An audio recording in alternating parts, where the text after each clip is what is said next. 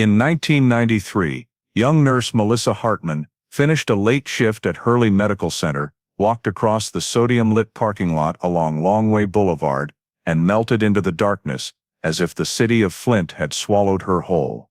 10 hours later, her Cavalier was found neatly parked in a vacant lot, the driver's seat pushed back nearly half a foot farther than she could ever reach. And there was no sign Melissa had ever returned to the car. No witnesses, no cameras, no note, only an ATM transaction at 2:57 a.m. made by someone half a head taller than Melissa using her card. 6 years later, a sample of red soil found on the car's floor mats matched exactly the dirt at an abandoned industrial quarry north of Genesee Township, a place only technicians who worked there in the early 90s would know how to access. Then, in 2025, when Michigan State Police restored every pixel of the ATM footage, lifted every faint fingerprint, and traced the path of every metallic dust particle, a story everyone thought had sunk with time suddenly revolved around a man Flint once considered a harmless name in an old file. Before we dive deeper, don't forget to subscribe and hit the bell so you never miss the latest cases. Flint in 1993 was steeped in the heavy silence of a post-industrial city long past its prime. The factories that once blazed with night shift lights were now just dark concrete hulks, standing motionless like fallen giants after the recession. Wind swept down wide but empty boulevards, carrying a thick chill and the familiar smell of rust that still lingered from the days when Flint was the heart of America's auto industry. Under the sickly yellow streetlights, the city seemed to exhale a tired, endless sigh, quiet, alien, and vaguely menacing to anyone out at night. It was against that backdrop, just before midnight on May 10, 1993, that Melissa Hartman left Hurley Medical Center after her late shift. She walked out the staff rear door, clutching her purse, leaning slightly into the wind whipping down the corridor. Melissa often worked nights, but tonight she looked more tired than usual for some reason. Though in a city like Flint, exhaustion was something everyone carried, and no one thought it was a warning sign. The hospital parking lot, stretched under a black sky, lit only by a few flickering sodium lamps that cast cold yellow streaks, just enough to see the path, but not enough to feel safe. A handful of cars sat scattered, their windows rattling in the wind like whispers from some invisible void. Melissa stepped into the darkness between the rows, her thin coat flapping. A coworker leaving at the same time waved goodbye, and she smiled, the small familiar smile everyone who worked with her knew. The coworker watched until Melissa's figure dissolved into the night, her shoes tapping lightly on the damp concrete before disappearing behind the cars at the far end. That was the last time anyone ever saw her. At the gatehouse, a security guard only caught a glimpse of a woman about Melissa's height passing by and walking out the hospital gate. It happened in seconds, too fast to remember clearly, but long enough that later, when it was far too late, he realized that was the final moment Melissa appeared in this world. The night passed in thick, icy silence. Melissa's house on the east side of Flint stayed dark. No living room light flicked on, no sound of her walking into the kitchen for a glass of water like every other night. Her family waited until midnight, then 1 a.m., then 2 a.m. The phone rang and rang with no answer. Each minute of silence felt like an invisible alarm that something was wrong. Melissa always called if she'd be late, even by 10 minutes. This silence was brand new. When morning light finally came through the windows with still no word, worry turned into raw fear. The family knew something terrible had happened. Melissa would never just vanish. Finally, unable to wait another second, they picked up the phone and called Flint PD to report her missing, starting a search that would stretch across decades, and they didn't yet know, change the fate of the entire city itself. That same morning, within 10 minutes of the Hartmans reporting Melissa missing, Flint PD sent 2 officers to the house, not because the case was obviously serious yet, but because the terror in Melissa's mother's voice, the way it shook with every breath, told the dispatcher this wasn't the usual adult walked away call. When they arrived, the small family home looked exactly as it had the night before, living room lights still off, Melissa's coat still hanging on the hook, last night's dinner still untouched on the table, and no sign she'd ever come home. According to the family, Melissa kept a steady routine. She didn't hang out at bars after work, had no mental health issues or personal conflicts that would make her leave. The only unusual thing was the total silence all night, and the fact her phone never rang or was answered. The officers wrote down every detail, and gradually their faces grew graver. This wasn't minor, this was something else. They headed to Hurley Medical Center to verify Melissa's final schedule. A shift supervisor took them to the staff break room, where Melissa had changed before leaving. The time clock confirmed she punched out on time. Coworkers said she smiled, and said goodbye as always, showing no hurry or anxiety. But when the officers asked who was the last person to see her under the dim parking lot lights, the answers were so vague, they only made the early investigation harder. I saw her walk toward the lot, then I turned away. Don't know what happened next. One nurse vaguely remembered seeing Melissa between the rows of cars, but wasn't sure if she got in, or was just grabbing something from the trunk. No one could say for certain. The lot had been almost empty that night, and the weak lighting made everything hazy. The statements didn't contradict each other, but they didn't give any clear direction either. As Flint PD swept the area around the hospital, they walked along the metal fence at the back, crossed the narrow road leading to the main boulevard. The ground was dry and cold, wind kicking up clouds of dust. One officer crouched to scan the pavement, hoping for something dropped, but there was nothing except a few dead leaves and faint tire tracks from dozens of cars coming and going. They continued around the main gate, where the security guard said he'd seen a figure resembling Melissa pass by. The guard admitted that at that hour, he mostly watched the monitors inside the booth, and only glanced up when he heard footsteps. He couldn't say for sure whether she walked out to the main road or stopped somewhere. She was just a silhouette blending into the dark. While one team was at the hospital, another called coworkers from the night shift. The scattered morning phone calls carried a heavy atmosphere, as each person recalled their final images of Melissa. A technician said she laughed when he joked someone must be waiting for her to get home. Another nurse remembered Melissa saying she needed sleep because she had family plans the next day. No one noticed any worry or sign she was in trouble before leaving. Yet strangely, not a single person could confirm they saw Melissa actually get into her car. Everyone only saw her heading that way, then vanish into the darkness. No loud noises, no screams, nothing to suggest violence. But that very emptiness, the silence itself, was what truly alarmed the police. Only when Flint PD received a call from a resident near Longway Boulevard did the desk officer's expression change. The woman said that around dawn, she heard an engine rev unusually hard, as if a car suddenly accelerated, then went quiet after a turn. No accident was reported in the area, and there was no reason anyone would gun it at that hour on such an empty road. Still, it was only a sound, no visual, no proof, no direct witness. Yet it matched uncomfortably with the time Melissa should have arrived home.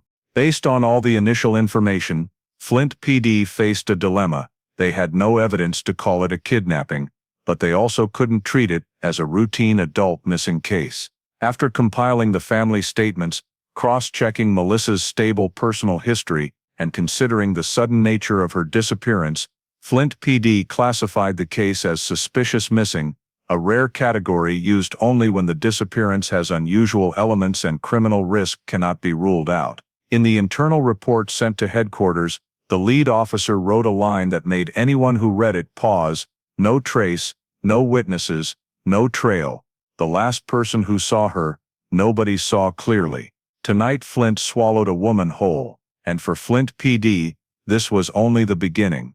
36 hours after Melissa was reported missing, while calls, interviews, and patrols around the hospital still turned up nothing, Flint PD received a tip that completely shifted the investigation. A red car, same make and model Melissa drove, had been spotted in a small parking area near Longway Boulevard.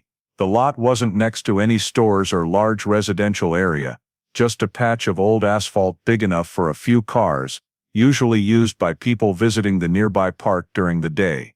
At night it was almost always empty and deserted. On a gray afternoon, with strong wind whipping the roadside trees and rain threatening, a Flint PD officer drove over to check it out, expecting little. But as soon as the patrol car turned into the narrow entrance, His eyes locked onto a dark red Chevy Cavalier, parked in the farthest corner. It sat perfectly still, isolated from the rest of the empty space, as if deliberately placed exactly there. He pulled up, got out, and approached Melissa's car. Unease hit immediately. Too quiet, too clean, too staged. No broken glass, no skidded tire marks, no sign the car had been driven there forcefully or during a struggle. Everything was too normal, and that very normality screamed abnormality. When he tried the door handle, it opened instantly, unlocked, something Melissa never did, according to everyone who knew her cautious night driving habits. Inside, no signs of forced entry or ransacking, radio off. Front seats not shoved or pushed back, everything tidy, but also wrong. No purse, no hospital ID badge, no coat, nothing personal Melissa always carried. The air inside felt coated in invisible cold, not because the car was abandoned, but because it had been abandoned too cleanly, too indifferently, too empty, like a scene deliberately stripped of meaning. The officer pulled out his notebook and started writing, but the more he looked, the clearer it became. Melissa did not park this car here. It bore none of the traces of a tired nurse, eager to get home. No water cup in the holder. No stray hospital papers on the seat. No familiar shoe prints on the mats. The car was like a room just scrubbed spotless, clean in a way that felt wrong. Other officers arrived quickly. One studied the distance from the car to the main road, nearly 40 meters, far too far for anyone to choose during the day, let alone at night. You only park there if you want to stay out of sight, or if you want the car hard to notice, or if you want the car to appear exactly in that spot on purpose. Every possibility pointed to the same disturbing conclusion. Nothing about how the car sat there suggested Melissa was the one who left it. Another officer flicked on the interior light. The cabin lit up, revealing a detail that stopped everyone cold. The driver's seat was pushed noticeably farther back than Melissa ever set it. Her family had said she was tallish but not big, and her seat was always in a fixed forward position. So who sat in the driver's seat last? No answer, but the question instantly turned suspicious missing into this cannot be just missing. At the edge of the lot, the wind picked up, flipping scraps of paper and dead leaves. The entrance showed almost no fresh tire tracks, just faint marks from days earlier. No one had seen the car brought there, but the parking spot itself spoke volumes. Not a place chosen accidentally, but chosen deliberately. Parked far from streetlights, in a little used lot, in the most hidden corner. This wasn't the behavior of someone looking for a visible spot. This was the behavior of someone trying to erase Melissa from the story, or at least to scramble every trail police might follow. While one team examined the surroundings, another radioed headquarters to confirm the plate. No surprise, it was Melissa's car.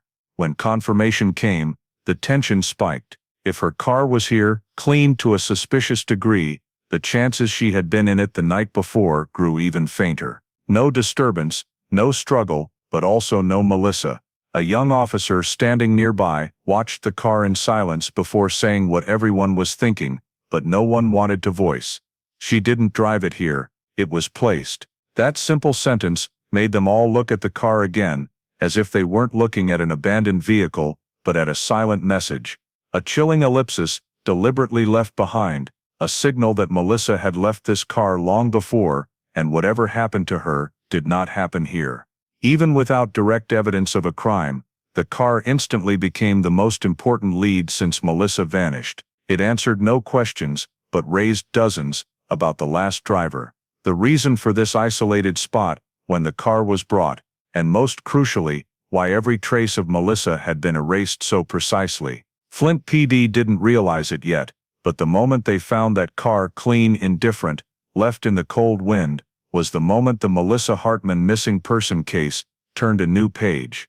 A page where every walked-away theory was erased. A page that began with a car, and with the icy truth that Melissa was no longer inside it. When Melissa's Chevy Cavalier was towed to the Flint PD impound for thorough examination, the first details started to surface, and they only made the picture more tangled. From the outside, the car looked unbelievably normal, clean, no dents, no signs of forced locks or violent use. But that very perfection made every tiny irregularity stand out sharply. The first officer to open the door and start the inspection had over 10 years working missing persons cases. Within seconds of sitting in the driver's seat, he frowned. The seat was pushed back a significant distance farther than Melissa's height allowed, and for anyone who knew her, that detail was instantly impossible. Melissa was about 5'7", the current seat position fit someone well over 6 feet. The family confirmed she always kept the seat forward because her legs weren't long, and she never adjusted it each time she drove. The only way the seat moved that far was if someone else had driven last. That one small thing was enough for the whole team to exchange heavy, silent looks. No one said it aloud, but everyone knew the seat only slides back that far if the final driver was not Melissa. Next, the officer checked the center console. The radio was tuned to a frequency Melissa never listened to. Family and friends said she always kept it on soft music stations or the morning news, yet the display showed a local talk radio channel she had never once mentioned. It wasn't conclusive proof, but it added another layer of wrongness. A radio left on the wrong station meant someone had sat in the car long enough to change it. A stranger in a hurry to ditch the vehicle wouldn't turn the radio on. Someone afraid of getting caught wouldn't think to put on music or a talk show. The station playing suggested the person behind the wheel felt fully in control and calm enough to adjust the entertainment to their own taste, completely at odds with any scenario where Melissa was in distress.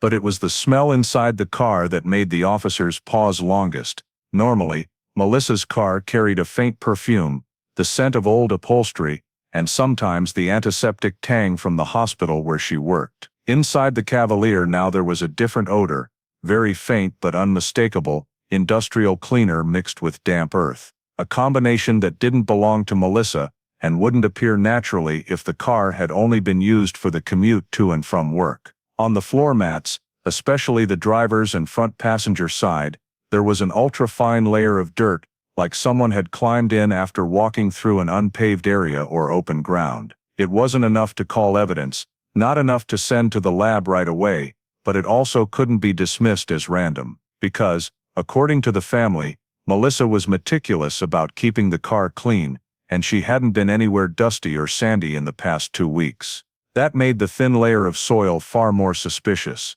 When an officer gripped the steering wheel to test its position and tilt, he noticed something else. The wheel was adjusted higher than Melissa ever set it. She habitually kept it low so her wrists wouldn't tire, and the family confirmed she rarely moved it, yet here it was set at a height comfortable for someone with a longer or broader upper body. These small adjustments, seat position, radio station, steering wheel, formed a chain of coincidences that could no longer be ignored. One mismatch might be accidental, but when all three were wrong at once, the police understood they were looking at something far more certain. Melissa was not the person who drove the car in its final hours. An older officer who had worked dozens of missing persons cases said quietly, loud enough for the whole group to hear, "A stranger didn't just know how to drive this car, he got comfortable in it." That sentence captured the dread everyone was trying not to think about. The last driver wasn't someone who happened to use the car. He was someone who had time, calm, and confidence enough to make it his own. Someone unafraid of being discovered. As they kept looking, more small details gradually surfaced. The driver's side seatbelt was pulled to its maximum extension, as if the previous user habitually yanked it hard when buckling up. Melissa did the opposite. She always drew it out gently and clicked it slowly, so it wouldn't make a loud noise. On the passenger side floor there were 2 very faint parallel scratches, like something hard had been set down and then dragged. No one jumped to conclusions, but the more they looked, the clearer it became that the interior no longer reflected Melissa's daily habits.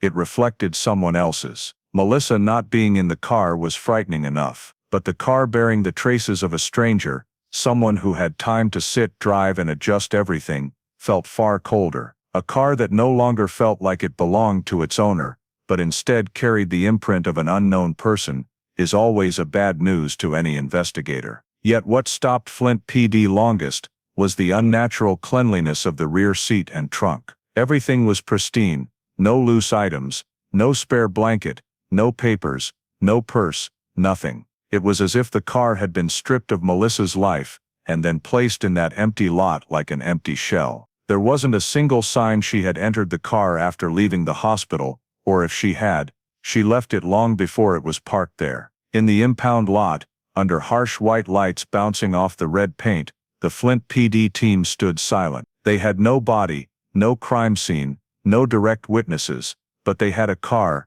that silently told the story that Melissa had lost control of her fate that night. And from the tiniest sign, seat pushed back, steering wheel wrong, radio on the wrong station, strange smell, thin layer of soil, a truth slowly emerged in her final moments. Melissa was not the one holding the keys, not the one driving, not the one who parked the car. The car was saying what no one wanted to hear. Someone else had brought it there, and that someone knew what had happened to Melissa. Flint PD couldn't yet identify him, but they knew one thing for certain: from the moment the car was found, this was no longer a routine missing person case. And for the first time since Melissa vanished, police realized they weren't just looking for a missing woman, they were looking for the person who took control of her car, and quite possibly her life. While Flint PD was still examining the abandoned car, and trying to piece the oddities inside it into a coherent picture, new information from the hospital's finance department made the whole team freeze. Melissa's bank card had been used to withdraw cash in the early morning hours the day she disappeared. The transaction took place just before 3 a.m. at an ATM less than a mile and a half from the lot where the car was found. At first, police thought maybe Melissa withdrew money before she went missing, but that theory collapsed instantly. The timeline didn't match at all. If Melissa left the hospital around midnight, she would have been home long before the transaction. She never made it home, and the family insisted she had no reason to get cash in the middle of the night. That made the transaction one of the first clear signs someone else had her card. Flint PD immediately went to the bank that operated the ATM and requested the surveillance tape. Because this was 1993, the camera quality was terrible, low resolution, grainy, showing only a blurry silhouette of the person at the machine. Still, what they saw was enough to thicken the air in the viewing room. The person at the ATM was not Melissa, could not be Melissa. Taller, broader shoulders, completely different posture. Melissa usually stood straight with a slight tilt of her head to the left when looking at the screen, but the figure on tape leaned weight to the right, as if favoring one leg. One officer remarked, "Looks like someone with a knee or hip injury." No one could be certain, but the difference was too obvious to ignore. Worse, the withdrawer's face was impossible to make out. A misaligned bulb over the ATM created a shadow that covered part of the face, leaving only a vague outline of what appeared to be a man or a very tall woman. Identification was nearly impossible, yet Flint PD noticed one other detail, not in the main frame, but in the faint reflection on the ATM screen glass. When they slowed the tape, they saw the brief glare of headlights from a vehicle behind the person. Not clear enough to identify the make, but the reflected lights looked like a pair of round headlights set relatively close together, not modern rectangular ones, more like a vehicle from the 1970s or early 80s. The car was parked at an angle outside the main camera frame, but close enough for its lights to bounce off the glass. That raised a critical question: if the person came alone, why park off camera instead of in the usual customer spot? And if it wasn't Melissa's car, whose was it? No one had answers, but the implication was hard to dismiss. The transaction was made not with the card owner's permission, but with the card of a woman who had just vanished. An unidentified person leaning as if injured. A strange vehicle waiting in the background, and the transaction timed exactly when Melissa's family was desperately calling with no answer. When Flint PD informed the family, their reaction only heightened suspicion. Melissa never withdrew money at that hour. She hated using ATMs at night. She rarely carried much cash. So police were almost certain the transaction was the act of whoever was holding her card, whoever had access to Melissa after she left the hospital. Though not enough to reclassify the case yet, the ATM footage fanned the tension that had been smoldering. One officer wrote in the report, "If Melissa didn't make the withdrawal, who did, and why at that exact time?" But what Flint PD fixated on most was the way the person stood. In the grainy video, the figure put most weight on the left leg, right knee slightly bent, shoulders tilted. The stance suggested it was habitual, not a temporary shift from pain, but the posture of someone long accustomed to favoring one side. A tiny detail, yet tiny details like that sometimes unlock entire suspect files later. Additionally, the person appeared completely calm, performed the transaction without hurry, without ducking to hide their face, without behaving like someone who had just abducted or assaulted anyone, at least on the surface. It wasn't the behavior of someone panicked criminal. It was the behavior of someone who knew the camera was too poor to identify him. Or worse, someone who simply didn't care if he was identified. After watching the tape over and over, Flint PD reached the conclusion everyone had been avoiding. Melissa's disappearance was very likely not a voluntary adult walkaway, and not an accident. It bore the markings of an abduction, one where the victim lost control the moment she left the hospital. The ATM footage didn't prove Melissa was in danger, but it proved this: someone used her property after she vanished, and that someone was not her. The entire team knew that the moment they saw the nameless silhouette at the ATM, the Melissa Hartman case had moved to an entirely different level. From that point on, they were no longer searching for a missing adult, they were hunting the person who interfered in the final night of Melissa's life, someone who stood calmly under the ATM lights, tilted, unhurried, withdrawing money as if it were routine, while the card's owner was nowhere to be heard from. Once the ATM footage surfaced, Flint PD understood they could no longer treat Melissa's disappearance as a possible voluntary walkaway. A stranger withdrew money with her card, stood tilted as if injured, unnaturally calm, and had his own vehicle visible in the reflection. That was enough for police to begin the most critical and familiar step in any missing person case: identifying everyone who could have had access to the victim right before she vanished. The initial Flint PD list was short. 3 names surfaced within 24 hours of reviewing people connected to Melissa's life and her final shift: Rick Farnell, ex-boyfriend; Daniel Pierce, a new co-worker in the same hospital wing; and Leonard Bryce, a disruptive patient from 2 weeks earlier. 3 completely different categories, no known connection to one another, yet all 3 were either seen or had reason to be near Hurley Medical Center the night Melissa disappeared. And most telling, all 3 gave statements that didn't match about the time Melissa left the hospital. Flint PD's first choice was Rick Farnell. The old relationship offered motive, and missing person cases always start with the closest former partner. Rick met police at his parents' house in Genesee County. He appeared cooperative, but the cooperation came with an odd tension. Rick said that night he was home watching baseball and hadn't spoken to Melissa in days. However, when asked what time Melissa got off work, a question designed to see if he'd had any contact during the critical window, Rick answered that Melissa said she was getting off around 11. That stood out. Melissa's shift actually ended before 11, and co-workers confirmed she left on time, not late. So how did Rick know the leaving time if he claimed no contact? When pressed, Rick stammered that she had mentioned her schedule earlier, and he guessed. The answer didn't sound right, but it wasn't enough to charge anything serious. Still, Rick's tension, hands clasped tight, eyes constantly flicking to the window, put him on the watch list. He had no solid alibi. His parents said he was home all evening, but no one could confirm he didn't slip out for half an hour. The window needed to reach the hospital or the ATM.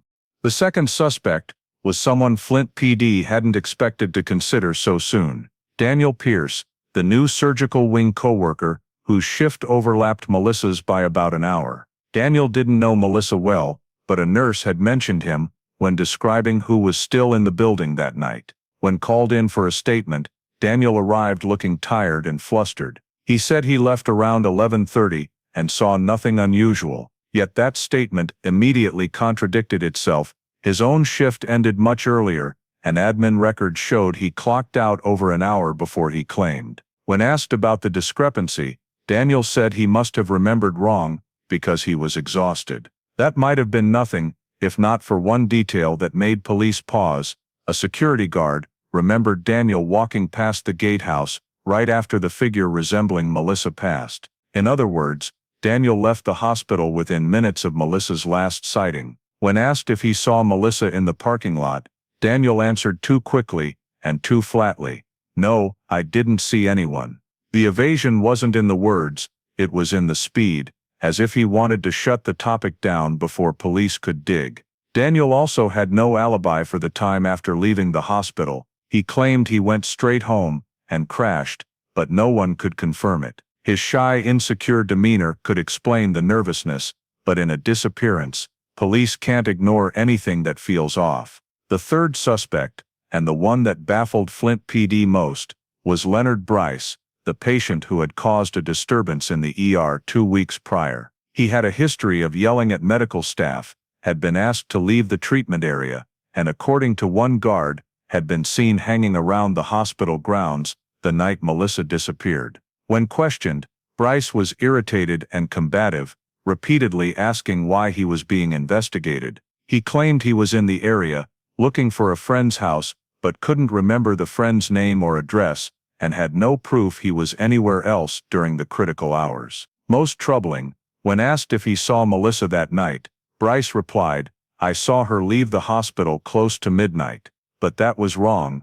Melissa left before midnight, not after." Once again the key question, how did someone just passing by know her departure time? Was Bryce's statement just a careless guess, or an accidental slip from someone who knew more than he let on? When police compared all three statements, they found one chilling common thread: not one of them got Melissa's departure time right. Rick said around 11. Daniel claimed not to see her, and misremembered his own clock out. Bryce said midnight, completely off. Of course, time mistakes alone aren't proof of guilt, but when three unrelated people all get the timeline wrong in three different ways, it becomes impossible to ignore, especially in a case where time is the only thread moving the investigation forward. Combined with the ATM footage of a taller person leaning as if injured, calmly withdrawing money, Flint PD had to accept that the early pieces no longer allowed this to be treated as an ordinary missing person case. All three suspects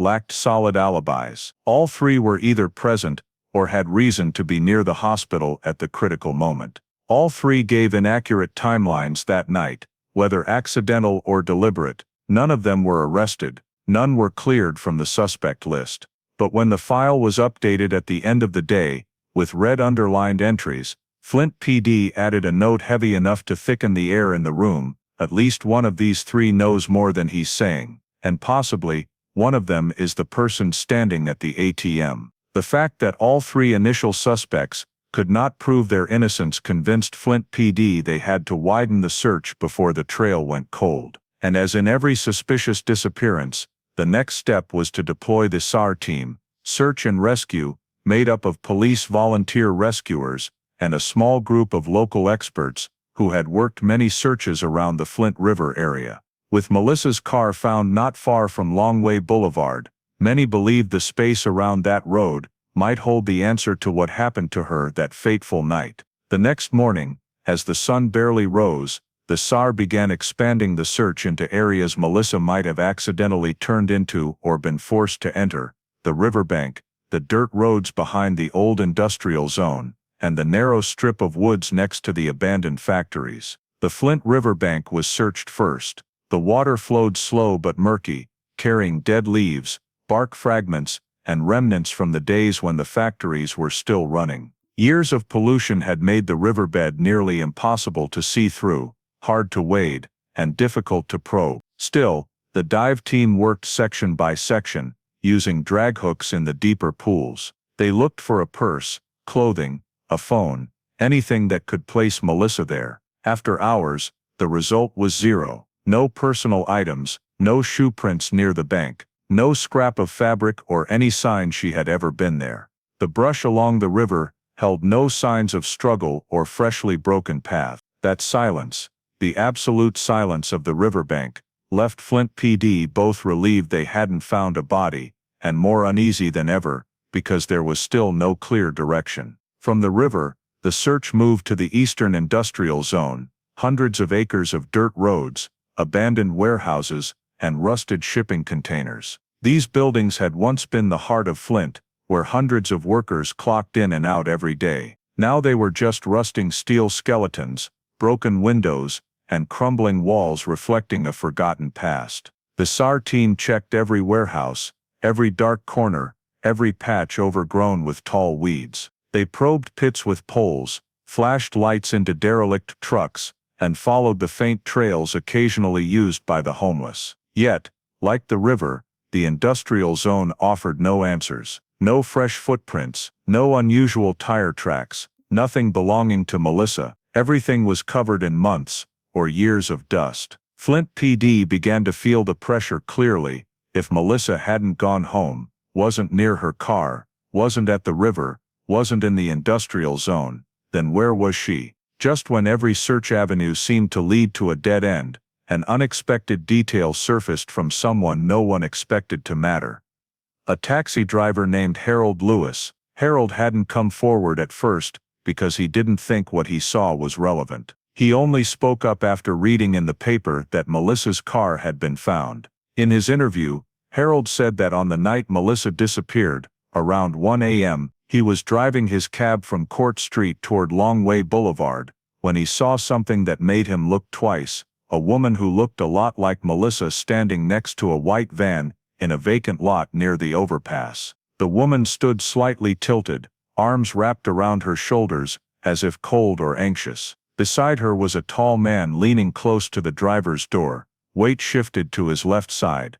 The white van had a silver paint streak on the rear door, and looked old. Harold didn't stop because he assumed it was a couple arguing, or about to get in the vehicle. But days later, when Flint PD released photos of Melissa's abandoned Cavalier, the scene suddenly came back to him, and he felt wrong enough to report. Surprisingly, in 1993 this statement was not taken seriously. There were two reasons. First, the time Harold gave didn't perfectly match what police believed was Melissa's disappearance window. Second, white vans were extremely common in Flint in the 90s. Hundreds of old work vans and panel vans moved through the industrial corridors every day. No license plate, no clear description of the man, no direct evidence. The statement was labeled, "Not worth opening a new investigative line." Flint PD was consumed with vetting people Melissa knew, and in the chaotic early days, they treated Harold's account as a vague sighting too far from the hospital and too late in the unconfirmed timeline. It was logged, then buried at the bottom of the file. What no one realized was that, had it been pursued seriously from the start, that statement could have changed the entire direction of the investigation. Not because it identified the perpetrator, but because it opened a new possibility. Melissa may have left the hospital area in a different vehicle, not her own, and in the opposite direction from where police were searching. Over the next 30 years, the Melissa Hartman file passed through many detectives' hands, and as is routine with cold cases, new investigators always start by re-examining overlooked statements, the ones that didn't fit, the small details pushed aside when the case was still hot. Harold Lewis's account sat quietly in the unverified leads folder, never dismissed, but never prioritized. No one knew that now, as the case was being reopened and old mistakes scrutinized, that taxi driver's statement would become one of the most crucial pieces, a piece ignored nearly 3 decades earlier. In 1993, Flint PD saw it as a shadow on the edge of the case, but years later, with new technology, re-examined evidence, and emerging pattern matches, that statement would become the thing that made investigators ask, what did we miss right from the beginning? In 1993, they didn't see it yet. All they knew was that a massive, exhausting, multi-day search had turned up not a single direct trace of Melissa, but somewhere in the Flint darkness, the night she vanished, someone had seen what police did not, and in that moment, a critical opportunity slipped through their fingers. By late 1993, as the Melissa Hartman case slowly stalled, Flint PD still clung to every lead, every statement, every scrap of information, but time was not on their side. No crime scene evidence, no direct witnesses, no information about the white van, and all 3 original suspects lacked enough evidence to charge. In the months that followed, the case quietly shifted from suspicious missing to ongoing investigation, and finally became one of the thick, dusty files in the Flint PD cold case cabinet. It wasn't until 1999, 6 years after Melissa vanished, that a new detail suddenly appeared in an internal report, and it was at that moment the name Douglas Leroy Kincaid first entered the Hartman file, not because of a direct tip or new witness, but during a routine crime pattern review, where analysts re-examined individuals with violent or predatory histories in the Flint area. Kincaid stood out far above the others, not just because of his lengthy record of disorderly conduct and stalking women, but because his geographic pattern in 1993 matched almost eerily the route Melissa would have taken the night she disappeared, and that was when police realized, 6 years earlier, they had never even looked at him. In 1993, Douglas Kincaid was a freelance electrician who worked contracts for various buildings in the area, including a technical support building, only a few hundred yards from Hurley Medical Center. He wasn't hospital staff, but he was frequently on site, sometimes in the evening, sometimes near the delivery gate when foot traffic was lightest. That alone wasn't unusual for a contract electrician, but it became suspicious when Flint PD dug deeper. Between 1992 and 1997, Kincaid had been reported 3 times for following women in parking lots, one incident just 2 buildings away from the hospital. None of the women were physically attacked, but every statement shared the same pattern. He appeared suddenly, stared, followed their cars for a few minutes, then vanished as if testing whether they noticed. What alarmed Flint PD even more was an internal flag on his file, noting escalating predatory behavior. Yet during the entire 1993 Melissa investigation, Kincaid's name never came up. He was never interviewed. No one noticed a man with that profile operated within a few hundred yards of Melissa's last known location. When the file was reopened in 1999, a young officer spotted Kincaid's name while cross-referencing registered offenders within a 1-mile radius of Hurley Medical Center. He asked one simple question: why wasn't this guy interviewed in 1993? That question led them to comb through every old report for any mention of Douglas Kincaid, and then the truth came out: there had been a report, but it had never been properly followed up. In a June 1993 memo, just weeks after Melissa disappeared, a hospital security guard noted that a tall man, slight limp favoring the right leg, prematurely gray hair, wearing a thin beige jacket, had been asked to leave the staff area on the night of May 5, days before the disappearance. The description matched Douglas Kincaid's probation file photo almost perfectly, but due to a clerical error, the name was entered into the system as D. Kincard, a name that did not exist in Flint PD records. No address, no ID number, no follow-up description, just a vague note about a man told to leave hospital grounds. That single report, which could have been one of the most critical early leads, was filed in a secondary folder and forgotten for years. In 1993,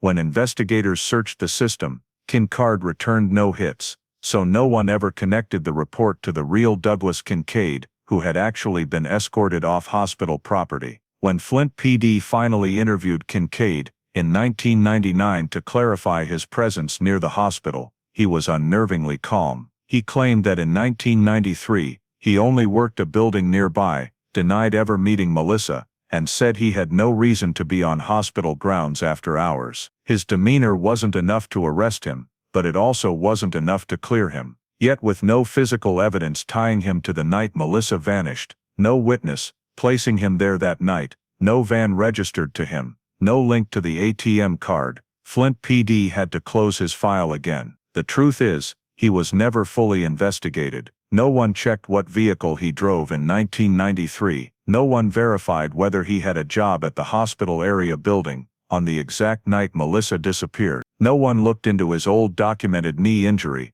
the detail that could have been a game changer, because the person withdrawing money in the ATM footage stood tilted to one side, as if favoring the right leg. Kincaid quietly slipped back out of the suspect pool, not because he was proven innocent, not because evidence cleared him, but because the system failed to connect the dots. His name was misspelled. His behavioral file wasn't cross-referenced. The security report was misfiled. And in a case where every tiny detail could be a key, that single mistake let a viable suspect walk free for years. Looking back, later investigators always said 1999 was probably the last real chance to keep the case from going completely cold. Had Flint PD dug deeper then? Had Kincaid's name been spelled correctly? Had someone recognized the match between his limp and the ATM figure? The Melissa Hartman case might have taken a completely different path, but it didn't.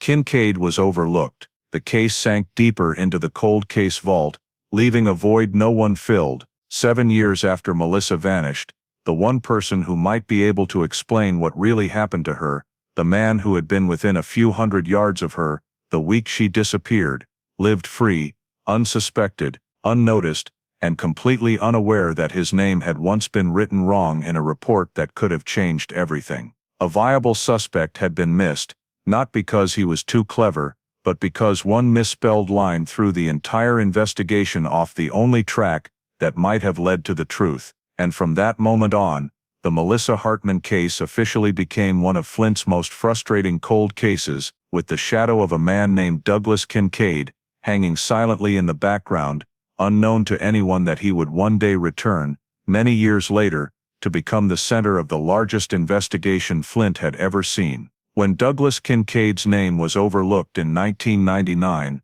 the entire Melissa Hartman case essentially slipped into the permanent darkness of unsolvable mysteries. But the truth is the case had already begun fading long before, right from the early days of 1993, when Flint PD and the labs of that era had to work with fragile leads, limited technology, and still developing procedures. The mistakes, not from negligence, but from the constraints of the time, gradually piled up into a wall that blocked every effort to reach the truth. By the late 1990s, those mistakes became the reason the case was officially relegated to cold case status. One of the clearest examples was the partial fingerprint, a faint smudged print, lifted from the plastic trim next to the driver's seat of the Cavalier. In 1993, fingerprint analysis depended entirely on clarity, completeness of ridges, and manual comparison. Melissa's partial consisted of only a few offset, blurry ridges, not enough to enter any database. The technician looked at the faint print, shook his head, and wrote 4 short words in the report: not usable evidence. At the time, that was a reasonable assessment, but it unwittingly locked away one of the few leads that, 3 decades later when technology advanced, would turn out to contain potentially critical information. It didn't stop at the fingerprint. Melissa's car also held another piece of evidence, a small dark blue fabric fiber, caught in the rear seat crease. The fiber was tiny, thin, and impossible to identify as coming from any specific garment. In 1993, testing fabric type, weave origin, or environmental source was extremely difficult, especially in Flint, where the forensic lab lacked the advanced tools available at state-level facilities. A technician sealed the fiber in an evidence bag, labeled it, and noted possibly from car seat.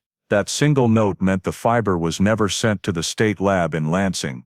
Analysis was expensive and reserved only for cases with clearer evidence. So the fiber, a tiny fragment that might have held the truth, was boxed up and sat untouched in storage for years. Only when modern technology arrived did anyone learn that fiber did not come from the Cavalier's upholstery at all. But in 1993, there was no way to know. The most serious error, and the one that still makes later investigators sigh with regret, was a missing witness statement. This was not the taxi driver Harold Lewis's report, but a call from a resident who lived near the low woods between Longway Boulevard and Court Street. She phoned the tip line just one day after Melissa vanished, saying she heard hurried footsteps and a car door slam hard around midnight. She didn't see anyone, but the sounds were unmistakable in the quiet Flint night. The statement was written on a small form, but because the information was vague, and dozens of other calls flooded in at the same time, the form was clipped into a temporary files. No one entered it into the main system. Weeks later, when the temporary folder was handed to another team, the form got wedged between 2 unrelated minor traffic accident reports. By 1999, when the file was reviewed again, that witness statement was no longer where it belonged. It had been misfiled, and lay untouched for nearly 2 decades, meaning police never knew someone had heard something at the exact moment Melissa may have been forced into another vehicle. In investigations, A single scrap of information like that can change everything, but it vanished, not because anyone tried to hide it, but because the system of the time wasn't designed to prevent small mistakes with massive consequences. Beyond administrative issues, 1990s technology was a major barrier. The low-quality ATM video could not be enlarged without destroying the image. The odd radio station, seat position, and steering wheel height could only be analyzed through inference. No scientific method existed to definitively identify the last driver. Soil, trace evidence, fibers, even footwear impressions were limited to manual comparison. Only perfect matches counted. In that context, Melissa's case had too few hard pieces of evidence, and the few that existed didn't meet the threshold for deeper analysis with the tools available. Gradually, the case stopped appearing on Flint PD's priority meeting agendas, not because they forgot Melissa, but because every new team that took over the file hit the same wall: no new evidence, no new technology, no new direction.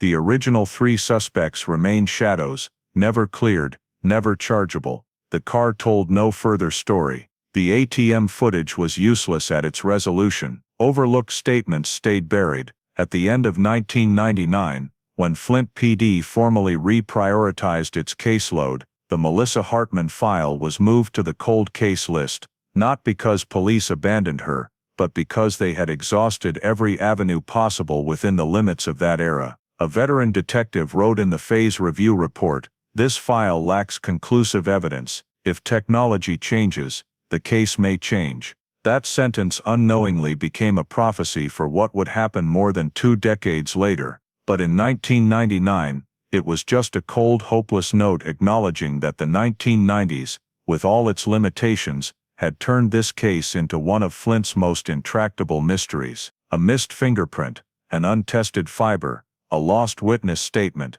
a misspelled suspect name, an ATM camera too grainy to see a face, all combined into a chain of unintentional errors, strong enough to keep the truth buried for many more years.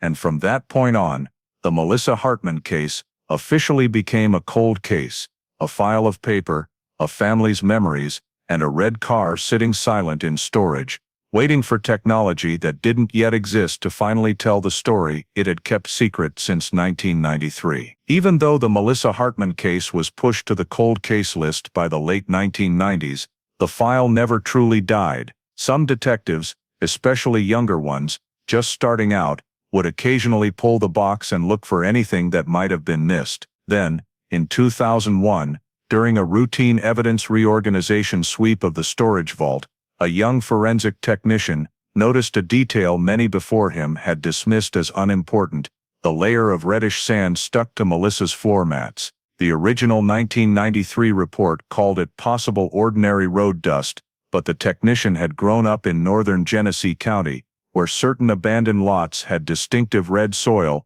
very different from the gray ash dirt common in downtown Flint. One glance told him this sand didn't belong in the city. The grains were deep red with a slight orange tint, coarse and rounded, not the fine city dust. Under a magnifying glass, he saw the mineral structure didn't match any soil near Longway Boulevard or the hospital. That hunch led him to request a sample be sent to the County Geological Survey Office. Though not standard procedure for a missing person cold case at the time, the department approved it. A week later, when the geological report came back, one short line at the bottom made more than a few people in the detective squad sit up straight. This soil most likely originates from abandoned quarry sites in Genesee Township. Genesee Township, a sprawling area northeast of Flint, contained numerous old gravel and sand pits dug in the 1960s and 70s. Most had been abandoned, overgrown with brush, and visited only by teenagers, hunters, or drifters. Most importantly, police had never searched there in the 8 years since Melissa vanished. No one had thought of it. It wasn't on her normal route home, wasn't near her house, wasn't connected to her workplace. But the red soil, silently clinging under the car and on the mats, told a different story. It could not have gotten there by accident.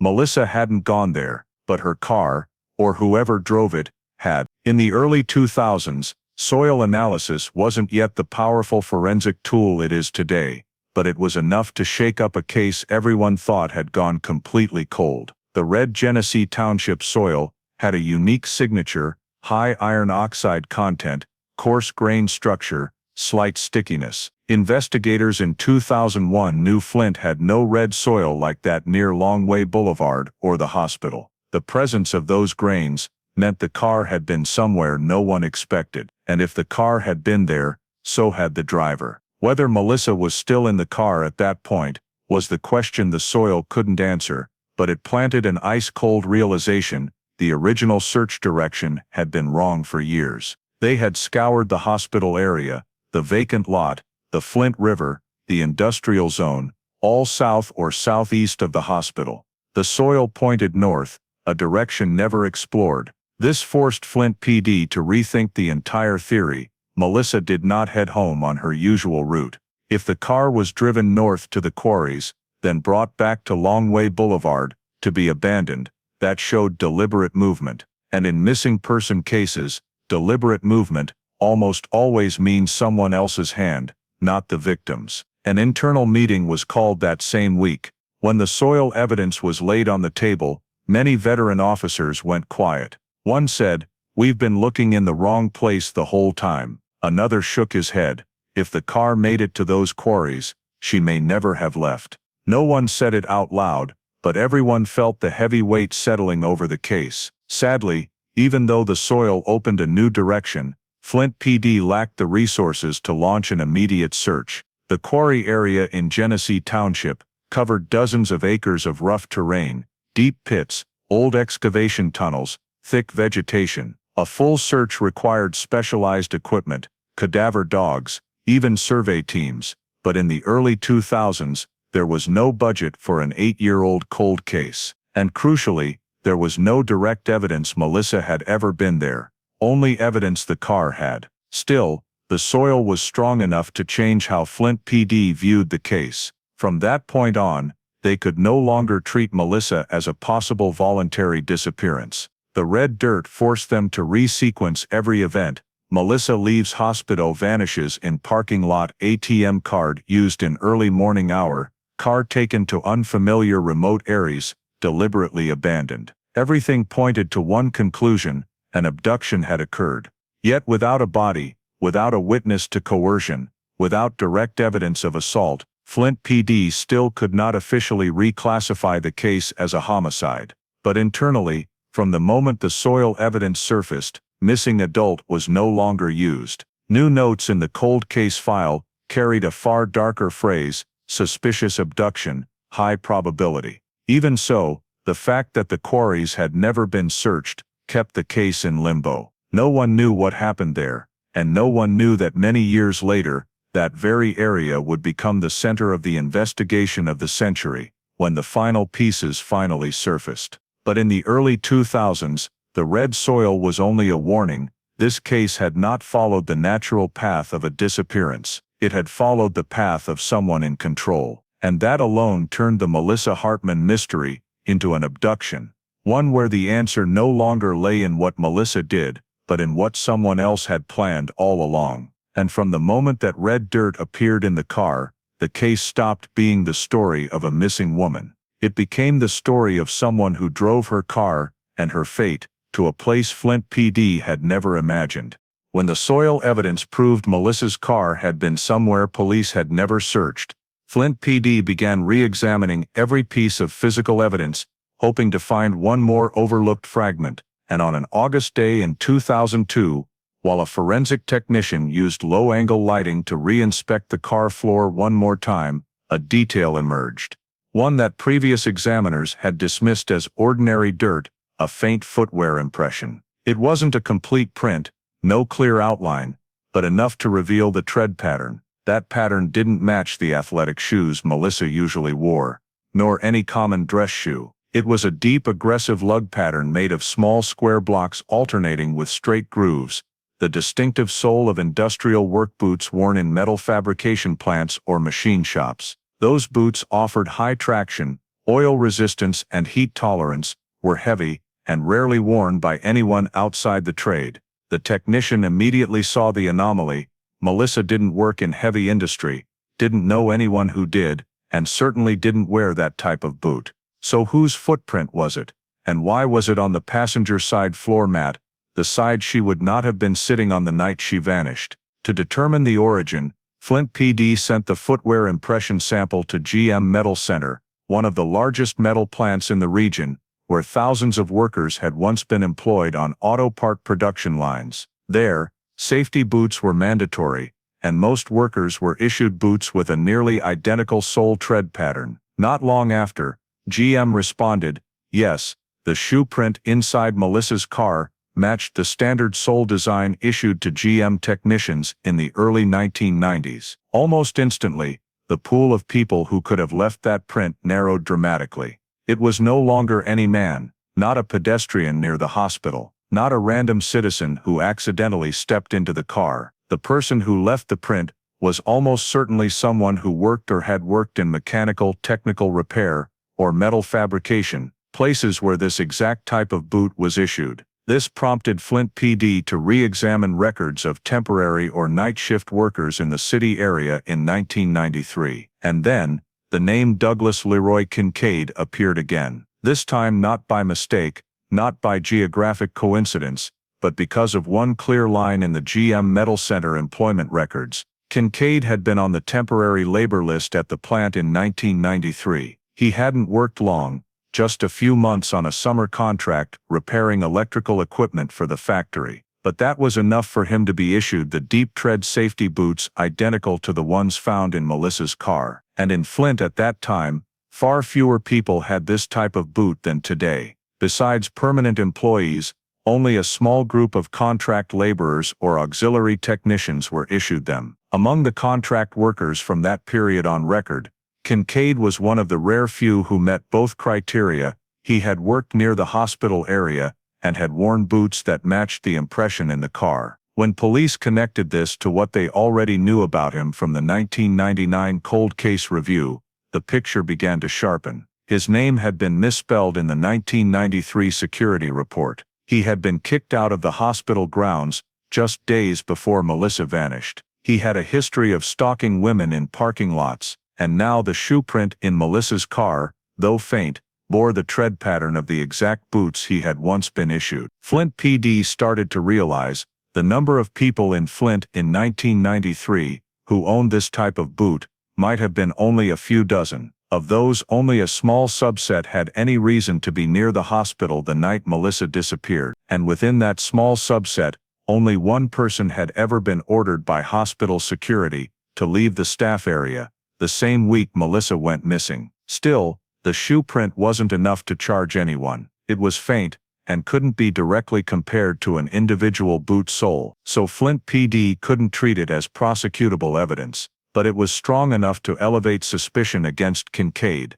the only suspect on the list who had the double connection of location, occupation, and prior behavior. Even more telling, when police re-interviewed the security guard who had written the note about a man kicked out of the hospital area, he recalled one detail: he walked with a slight lean to the right, like his right leg wasn't as strong as his left. That unintentionally matched the posture in the ATM footage police had watched hundreds of times, the person withdrawing money leaning his weight to the left, as if easing pressure on his right leg. From here, Flint PD began to see they weren't just dealing with one clue, but with a pattern of behavior: a man whose job explained the boot print, who was present near the hospital, who walked like the ATM suspect, who had a history of stalking women, and who appeared in a once-lost report. But in the early 2000s, even though they had good reason to believe Kincaid was the prime suspect, they still lacked the one crucial thing: direct evidence linking him to Melissa's car on the night she disappeared. No DNA, no digital comparison, no clear camera. Police only had coincidences, and coincidences, in court, are not evidence. Still, the shoe print did one enormously important thing: it narrowed the suspect pool. No longer hundreds of people who had walked near the hospital, but only a small group who had worked in the metal plants. From there, Kincaid's file, previously overlooked due to clerical error, was flagged again in red ink, And at the bottom of the internal memo from that time, a young detective new to the job wrote a sentence that would later be regarded as the most accurate description of that phase. The shoe print wasn't just left on the car floor, it was left on the direction of our investigation. That tiny clue couldn't break the case then, but it did the most important thing. It pushed Kincaid's name back into the light, and this time, not by mistake, not by chance, but because investigative logic was beginning to point toward him, little by little, as if the case had been trying to say it since 1993, but it took 7 more years for anyone to hear it. As the Melissa Hartman case entered its 30th year without resolution, Flint PD was close to believing that without a technological breakthrough, the file would remain forever buried in a cold steel cabinet. And that turning point finally arrived in 2023, when the Michigan State Police Cold Case Unit MSPCU, the unit dedicated to decades-old unsolved cases, decided to take on Melissa's case as one of their first priorities under a new forensic data recovery grant program. MSPCU brought together the state's best investigators, analysts, and forensic technicians with a single goal: use 2023 technology to answer questions that 1993 could not. Right in the first briefing in Lansing, MSPCCU investigators were stunned when they read the case file, not because of its complexity, but because so many seemingly minor clues had never been connected: the strange shoe print, soil evidence, blurry ATM footage, the missed witness report, the misspelled suspect name, contradictory statements from 3 key people. The lead detective said one short sentence that silenced the room: "We don't have a case lacking clues, we have a case lacking technology." And so, MSPCCU's first step was to run every piece of old evidence, things once thought useless, through the newest generation of forensic recovery programs. Among them, the most important was the partial fingerprint from years ago. VMD, when a fingerprint once deemed useless, suddenly came back to life. In the 1990s, a faint partial print was seen as little more than a nuisance in the file, but in 2023, MSPCCU had an almost magical tool: VMD, vacuum metal deposition. This technology uses metal vapor, usually gold and zinc, that adheres to surfaces to reveal fingerprints invisible to the naked eye. The plastic panel taken from Melissa's car was placed inside the VMD chamber. Through the glass screen, technicians watched in silence as the metal vapor slowly coated the evidence. An endless moment passed, then the ridges began to appear, getting clearer by the second. When the chamber door opened, the entire MSPCCU team fell silent. For the first time in 30 years, the perpetrator's actual fingerprint could be seen with the naked eye. It wasn't complete, but it was far clearer than anything Flint PD had ever had. And most importantly, this print did not belong to Melissa, her family, or anyone known to have used the car before. For the first time, they had direct forensic proof that a stranger had sat in the driver's seat and had gripped the exact spot the family said Melissa never touched. AI restoration of ATM footage. The blurry withdrawer finally becomes clear. If the fingerprint was the car's voice, the ATM tape was the case's eyes. But for 30 years, those eyes had been too blurry to see anything. MSPCCU partnered with a team of video analysis experts, using AI machine learning enhancement, technology capable of reconstructing gait, posture, and movement, even from heavily grainy footage. In a darkened room, they ran the ATM tape through the recovery system. At first, the image was still just a blur, but with each algorithm pass, each layer of analysis, each rebuilt frame, the blur gradually vanished. The glow of the ATM light became sharper.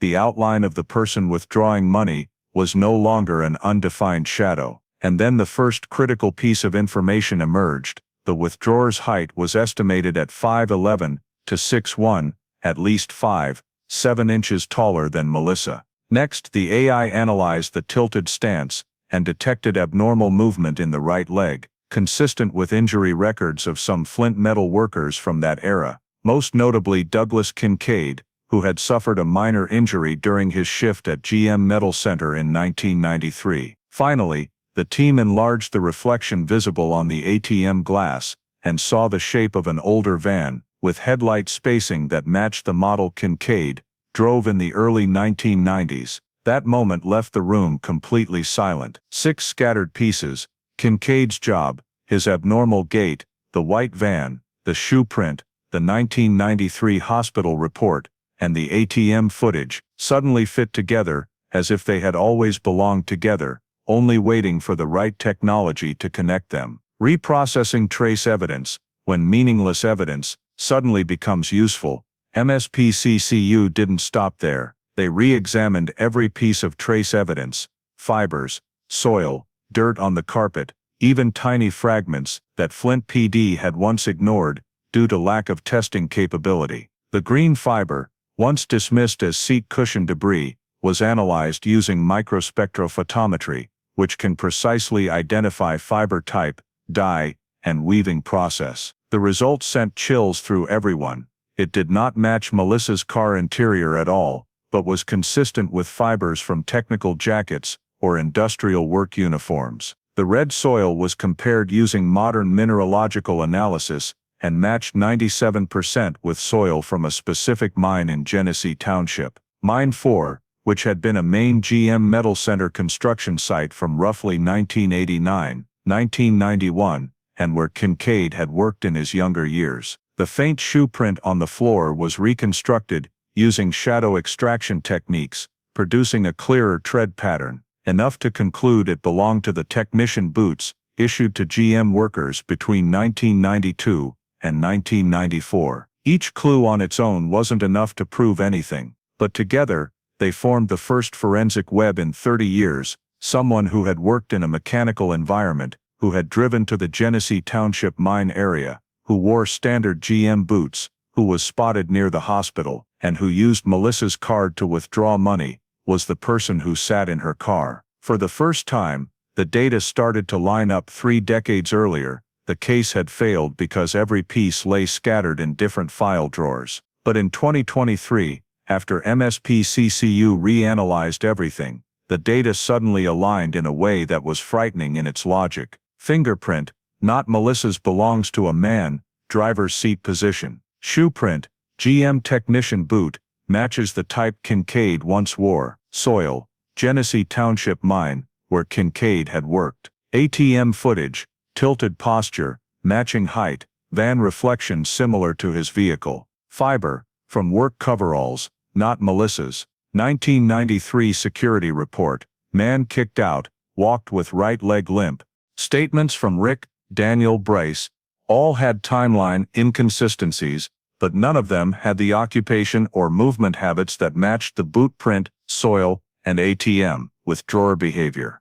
For the first time since 1993, the case was no longer a collection of inexplicable loose ends. It had become one seamless chain of behavior, and at the center of that chain stood the only man who could explain every single link: Douglas Kincaid. One MSPCCU detective wrote in his report, "We don't have new evidence, we have new technology." And that technology shows that all the old clues were saying the same thing, only no one could hear them before. Yet even with every forensic data point now pointing in the same direction, MSP knew they still needed more. They needed statements, a timeline, and the chance for a direct confrontation with Kincaid, the man who had evaded investigative scrutiny for 3 decades. When the ATM footage was fed into MSPCCU's image restoration system, no one in the room truly knew what they would get. The original tape was so blurry that the withdrawer's face was just a dark blob, and the movement jerked like 1980s convenience store surveillance. But the AI technicians were clear: we don't need to see his face, we only need to see how he moves. That is what 2023 technology could do: analyze gait signature, the unique movement pattern of each individual based on hip motion, wrist action, weight distribution, and stride rhythm. The system first removed noise, rebuilt the body outline, then reconstructed every motion of the withdrawer as if he were standing in the interview room. The very first thing that appeared made the entire team freeze. His weight was clearly shifted to the left, not a temporary stance from fatigue, but a permanent movement habit, consistent with someone who had suffered a right leg or right hip injury. As the AI dug deeper, it marked 14 points on the body, and connected them into a 3D motion model. From there, the algorithms calculated hip tilt, ankle rotation amplitude, and the delay between center of gravity and shoulders. On the screen, the withdrawer's posture became unmistakable: right hip approximately 1.8 centimeters lower than the left, right foot landing 0.12 seconds slower than the left, with every step an exact match for the injury pattern of someone with prior right hip ligament damage. MSPCCU immediately pulled medical records of everyone they were examining, especially names that had surfaced in Flint PD files from the 1990s. Only one name had an injury that matched almost perfectly: Douglas Leroy Kincaid. According to GM Metal Center employment records, in 1991 Kincaid suffered a minor workplace accident. A metal beam slipped off a rack and struck his right hip. No fracture, but soft tissue damage. The medical conclusion at the time: injury may cause slight long-term weight shift deviation. Kincaid never mentioned it in his 1999 statement, but the GM file still existed. When placed side by side with the gait model reconstructed from the ATM footage, the match was chilling. Same hip drop, same weight transfer to the left leg, same ankle rotation to relieve right side pressure. The AI then analyzed the withdrawer's wrist motion. Through the faint reflection on the ATM glass, the algorithm detected that the person habitually gave a slight outward twist of the right wrist before pressing keys, a movement typical of someone regularly using vibrating power tools or high-torque wrenches, common among mechanical technicians. Melissa, according to her family, had no such motion and never operated heavy machinery. Kincaid, who had tightened electric bolts and repaired panels, had the exact same wrist behavior noted in his GM pre-employment physical. No one in the room said it out loud, but everyone understood the person in the ATM video could not be Melissa, and certainly not someone unfamiliar with technical tools. The AI also did something impossible. In 1993, it calculated relative height from shadow ratios and reference points in the video. When the technicians built the model, they determined the withdrawer stood approximately 5'11" to 6'0", while Melissa was only 5'4". Maximum margin of error, 1 inch. No room for mistake. Because the person stood close to the machine, the system further derived arm length, shoulder to hip ratio, and spinal tilt. Not a single metric matched Melissa. All of them matched the physical profile of a man who had done heavy labor. One more detail completely destroyed any lingering theory that Melissa withdrew the money herself: pin entry speed. The AI analyzed the time intervals between keystrokes. Melissa, according to bank records and family, always typed her pin slowly and carefully. The person in the video typed extremely fast and decisively, barely glancing at the keypad, the mark of someone who had memorized the motion rather than the card owner. And most damning, he entered the wrong pin on the first try. In the entire 1993 account history, only one person ever entered the wrong pin, the withdrawer that night. Melissa, per her family, had never once forgotten her code. The AI continued processing light reflections and reconstructed the object structure behind the suspect. When the outline of the vehicle in the reflection sharpened, a technician literally jumped from his chair. It was a 1986-1990 full-size van with the distinctive headlight spacing of the old Econoline series. In Flint PD's 1994 files, Kincaid was recorded as driving exactly that model. It was old, lightly rusted, painted white silver, matching the description taxi driver Harold Lewis gave in 1993, in a statement forgotten for 30 years. When MSPCCU overlaid the two images, one AI reconstructed, one from Kincaid's old vehicle records, the similarity exceeded 85%. In modern forensics, that is far too high to be coincidence. At that moment, the picture became clearer than any generation of Flint PD investigators had ever seen. In 1993, they had 3 suspects: Rick, Daniel, and Bryce. None of them had a hip injury. None worked at GM. None wore safety boots. None owned an old van, and none had been seen near the hospital the week before the crime. Kincaid had all of it. When MSP Cold Case Unit put the AI analysis on the board, the line they underlined in red,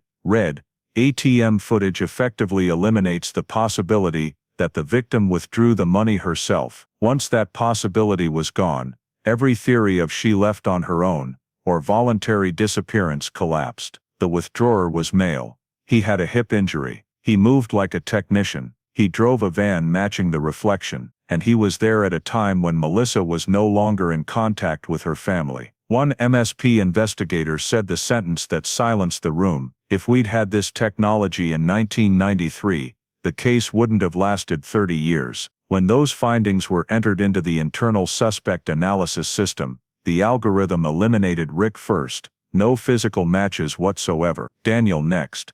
Height wrong. Gait different. No van. Bryce was dropped because his medical file showed 0 hip injury. Of everyone ever mentioned, only one person remained standing after every modern forensic filter was applied: Douglas Leroy Kincaid. No one in the room declared him guilty. But everyone understood, for the first time in 3 decades, forensic technology was not just opening a new direction, it was pointing directly at one single individual. The case had turned.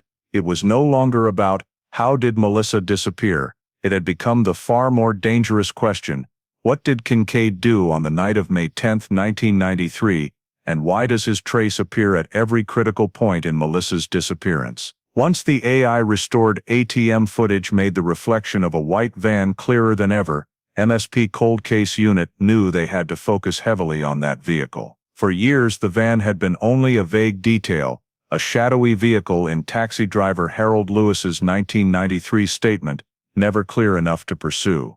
But now, with modern technology reconstructing headlight spacing, hood height, and overall shape, everything changed. It was no longer a shadow, it had become a traceable clue.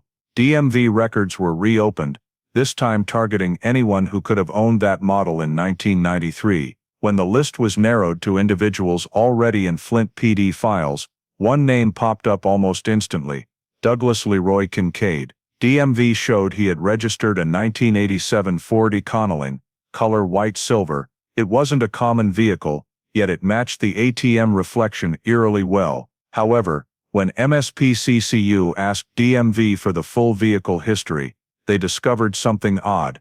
The van had vanished from the system in 1998. No sale record, no deregistration, no theft report, just a short note: no longer active, probable disposal, and a handwritten red ink line: likely scrapped, unverified. A vehicle disappearing without clear paperwork is rare, especially when the owner had appeared within the radius of a missing person case. This prompted MSPCCU to expand the search to salvage yards operating around Flint in the late 1990s. Of those, Tri-County Salvage Yard was considered the most likely recipient. The yard had been closed for years and its records were chaotic, but investigators still hoped for a lead. They dug through dozens of old logbooks, grease-stained pages with barely legible handwriting, until one entry caught their eye: Ford full-size van, white-silver, partial decal on side panel, no VIN, no owner name. But the note beside it was highly suspicious: dropped off after hours. A van left overnight, no one signed for it, no owner information, then crushed the following month. That is not the behavior of someone legally selling a vehicle.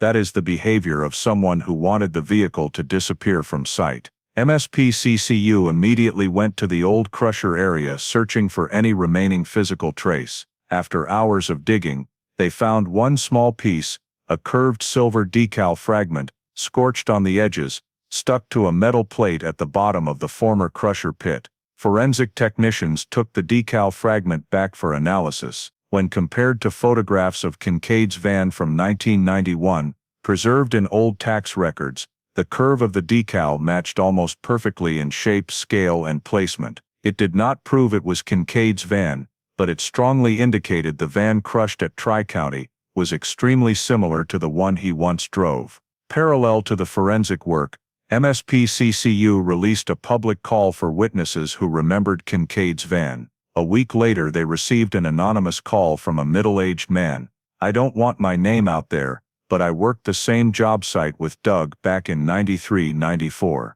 He drove a white-silver van. Rear doors had a curved decal. I remember because we used to razz him. The thing was so old and beat up." The investigator asked, Do you recall anything specific about that van? The man was quiet for a few seconds, then answered, he used to say, it's an old van, who cares, as long as it can haul anything, even stuff nobody's supposed to see.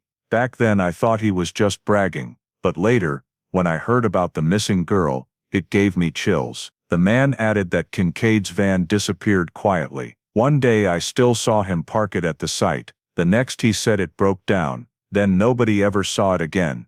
I figured he sold it for scrap. Now I'm not so sure. MSPCCU cross-checked GM Metal Center records. Just as the witness said, Kincaid had been one of the few workers authorized to move equipment in and out of the old mine, the exact location where the soil evidence in Melissa's car matched. The vehicle he used to access the mine at that time, the 1987 white van, every scattered detail, the red soil in the car, the GM technician boot print, the ATM van reflection, the taxi driver's statement, the job site witness, the mysterious disappearance of the vehicle, began to revolve around one common point. In an internal report, one MSP investigator wrote, the vehicle is the only shadow that runs through every timeline marker of the case, from the hospital, to the ATM, to the mine, to the salvage yard. Whoever the perpetrator is, that van almost certainly served as the intermediary in the victim's disappearance. The van no longer exists, but its journey was pieced back together fragment by fragment,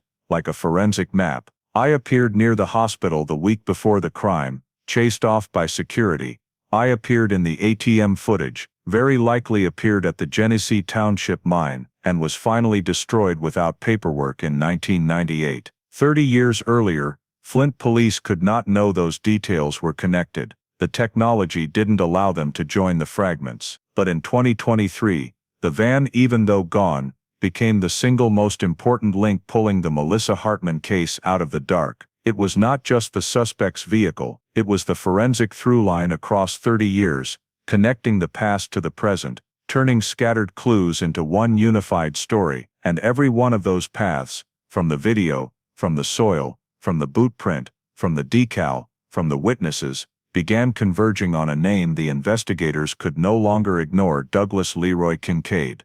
Once the van's traces were identified, the fingerprint was enhanced, the ATM footage restored, the soil and fibers reanalyzed, MSP Cold Case Unit realized they now held dozens of separate pieces. But to know what really happened the night Melissa Hartman vanished, they needed something the file had never had in 30 years, a logical route, a journey the offender might have taken. So MSPCCU deployed a tool Flint PD, in 1993, never possessed: geoprofiling, spatial and temporal behavioral analysis, used to reconstruct an offender's likely travel corridor. Geoprofiling is not just drawing a map, it uses timestamps, locations, behavior, environmental data, occupational traits, and patterns from similar crimes to pinpoint an offender's activity zones. For Melissa's case, investigators wanted to answer if the person who abducted Melissa was the man in the ATM video, the driver of the van, the wearer of GM boots, who left mine soil in her car. How did he move that night?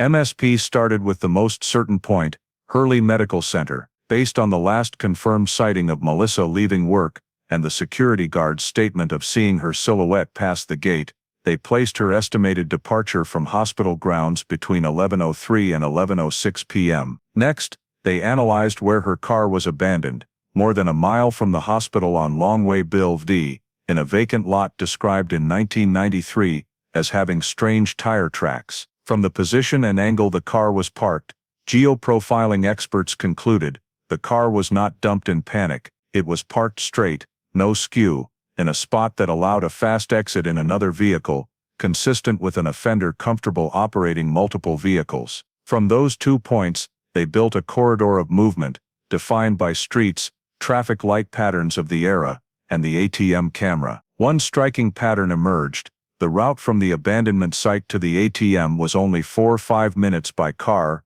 or 9-12 minutes via narrower back roads to avoid streetlights. The restored ATM footage showed the withdrawer appearing around 3 a.m., many hours after Melissa disappeared.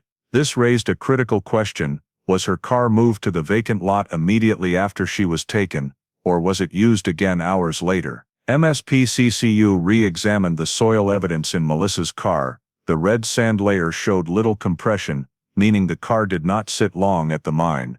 It stopped briefly, then moved on. This led them to model the sequence: Hospit contact point Longway Bilv D, abandoned car ATM withdraw cash. Mine 4 second vehicle stop, or evidence disposal. When the model was run through geoprofiling software, one route lit up. The drive from the ATM to Mine 4, where the red soil matched, was exactly 11.6 minutes. If the suspect took the low-traffic route, he likely knew. Next, MSP used the GM bootprint to assess behavioral traits. The offender profile showed familiarity with heavy industrial environments, tendency to choose familiar remote locations for evidence disposal, skill driving large vehicles in darkness, deep knowledge of the Genesee Township area from prior employment. There, every single trait matched Kincaid's record. On closer inspection, Melissa's car floor mats revealed two distinct soil layers: one urban Flint dust, one red mine soil. This proved her car had traveled Hospita's secluded area mine back to Longway Bilv D for abandonment. Crucially, the dirt access road into Mine 4 had a side gate, known only to people who had worked at GM Metal Center or spent significant time there. It was not on public maps. From 1990 to 1995, that gate was routinely left open at night for maintenance trucks. Outsiders would never know it existed, but Kincaid, former electrical technician in the mine, definitely did. MSPCCU fed all this data into the advanced geoprofiling model. The screen displayed a map with glowing probability zones. The highest probability corridor, marked in red, ran exactly Hurley Medical Center Longway Bilv D, vacant lot Callahan Street ATM, Mine 4 Genesee Township. The next step was validating whether any traces from the mine matched evidence in the car. MSPCCU immediately visited Mine 4 for fresh samples. Days of surveying revealed 90 ms soil with high iron oxide content, identical to Melissa's car, meaty ms solvent watt.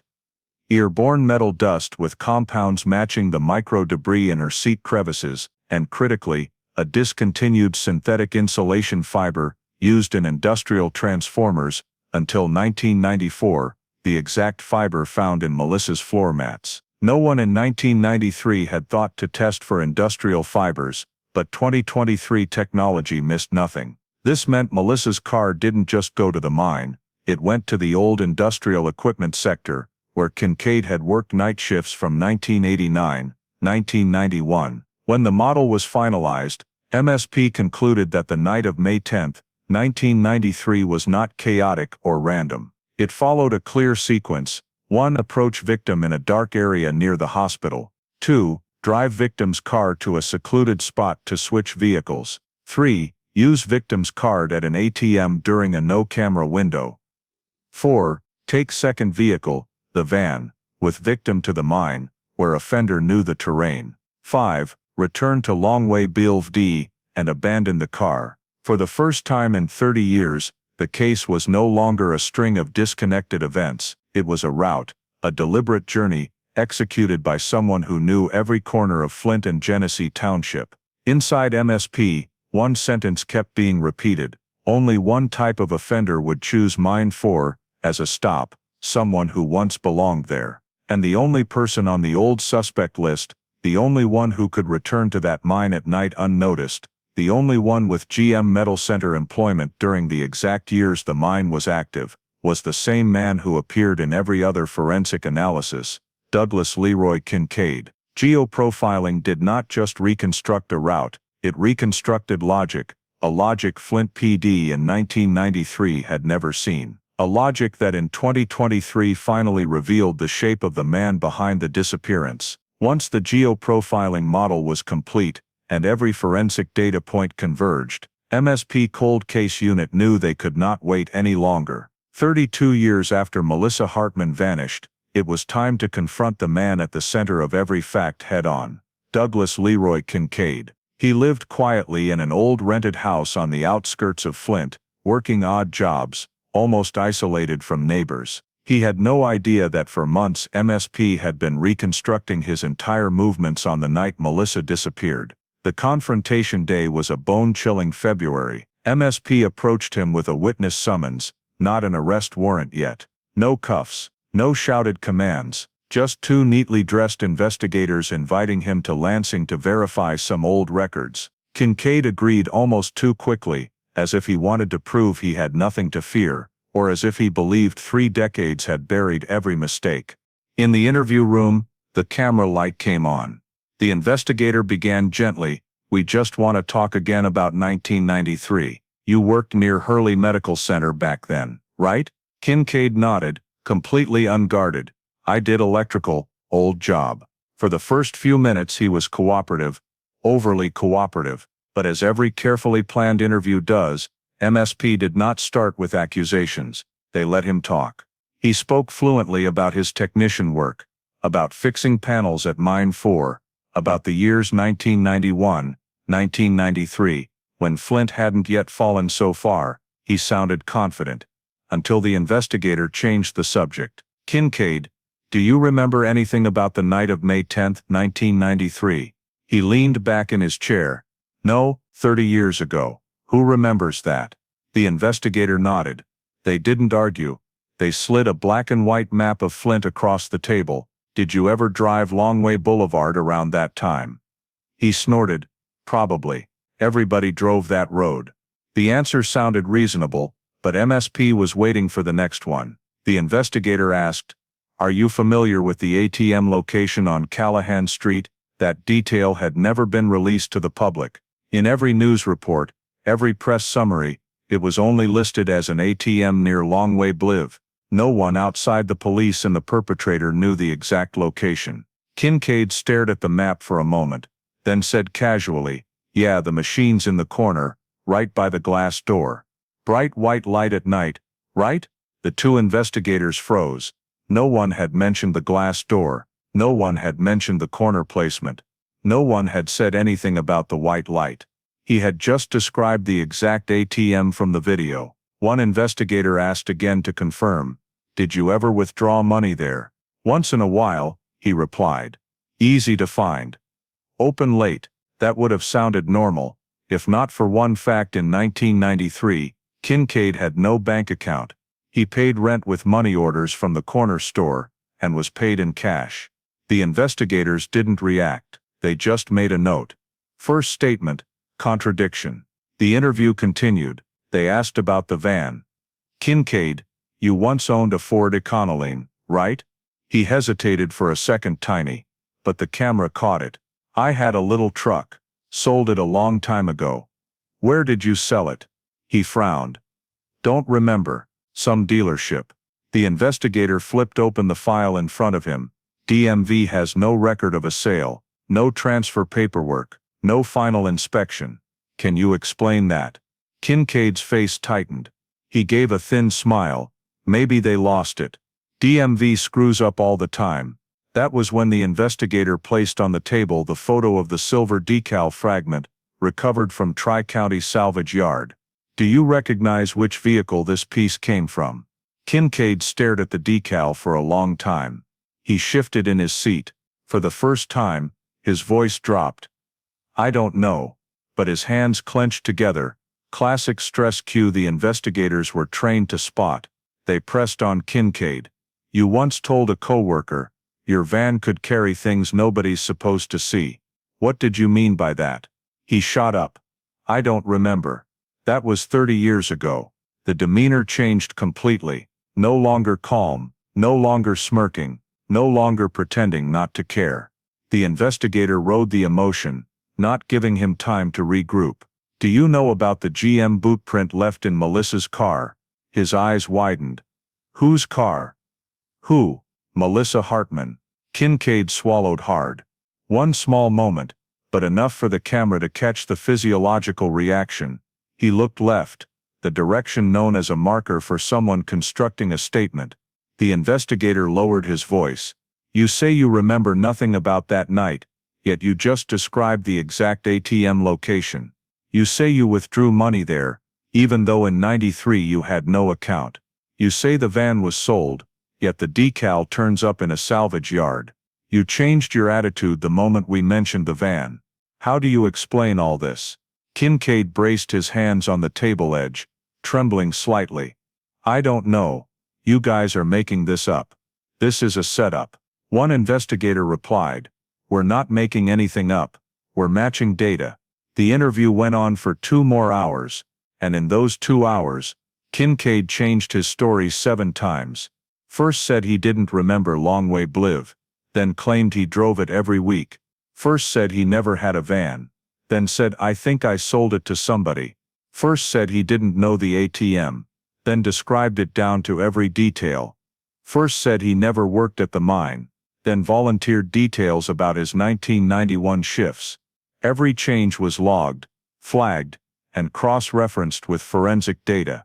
When the investigators finally showed him the geoprofiling model, the route Hospit Longway Bliv at ATM Mine 4, Kincaid stared at the map for a long time, then said one short sentence that made everyone freeze. You have nothing proving I drove that route. The investigator answered, We never said it was you. We only said that's the perpetrator's route. Kincaid stood silent for several seconds. It was the first moment he had nothing to say. By the end of the interview, MSP had enough for an internal conclusion.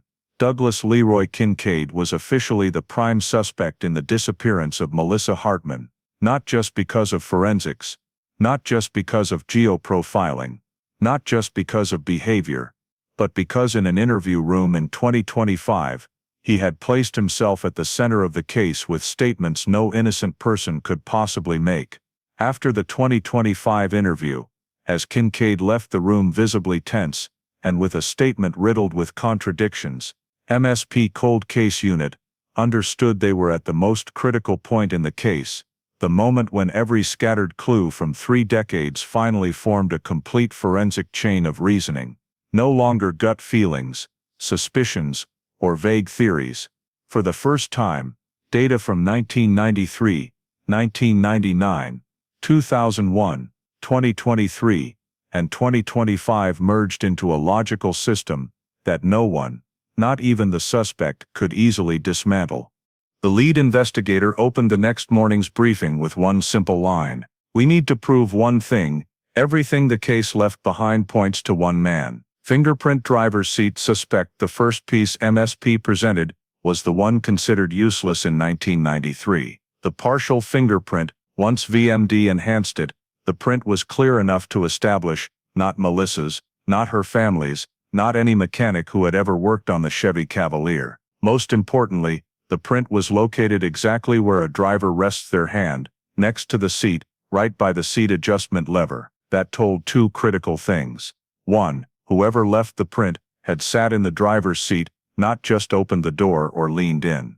2. Melissa was not the person driving when the car was moved to Longway Bliv. The print's position also matched the family's statement that Melissa never adjusted the seat once she was in the car. Yet the driver's seat, per the 1993 investigation and rechecked in 2023, had been slid back 6-7 inches farther, consistent with someone close to 6 feet tall, the exact height range the AI calculated for the ATM withdrawer. The fingerprint could not be directly matched to an individual, but it eliminated the victim from the driver's position, meaning a strange man sat in Melissa's car during the window she vanished. ATM posture. Kincaid's injury pattern. If the fingerprint said who gripped the seat, the ATM footage said how that person stood. The AI restored video reconstructed the suspect's stance with astonishing accuracy. Right hip tilt, weight shifted to the left leg, right foot landing half a beat late. All of it formed an injury signature impossible to perfectly fake. MSP-CCU compared that model to workplace accident records from GM Metal Center.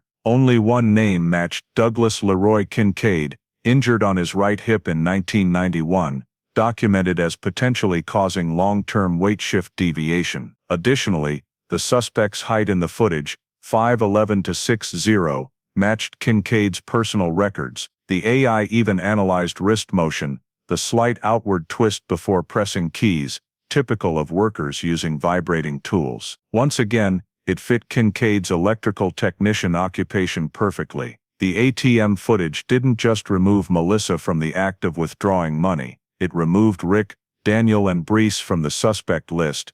No one else had the matching date. Soil Genesee Township, where Kincaid once worked when the soil evidence was reanalyzed, MSP confirmed the red dirt in Melissa's car had one single origin, Mine 4 in Genesee Township. That was the exact site where Kincaid had worked night shifts from 1989 to 1991, a place he could enter and leave unnoticed. None of the other original suspects had any connection whatsoever to that area. Not just the soil, but the metal dust in the seat crevices also had a compound composition that matched the row of old industrial equipment in the mine, equipment that was dismantled in the late 1990s. This means Melissa's car was driven to the mine, the driver was intimately familiar with the terrain, and the soil from the mine matched the soil on the boots Kincaid was required to wear during his years of employment there. Footprint GM boots Kincaid. The faint shoe print on the car floor was reanalyzed using shadow extraction technology.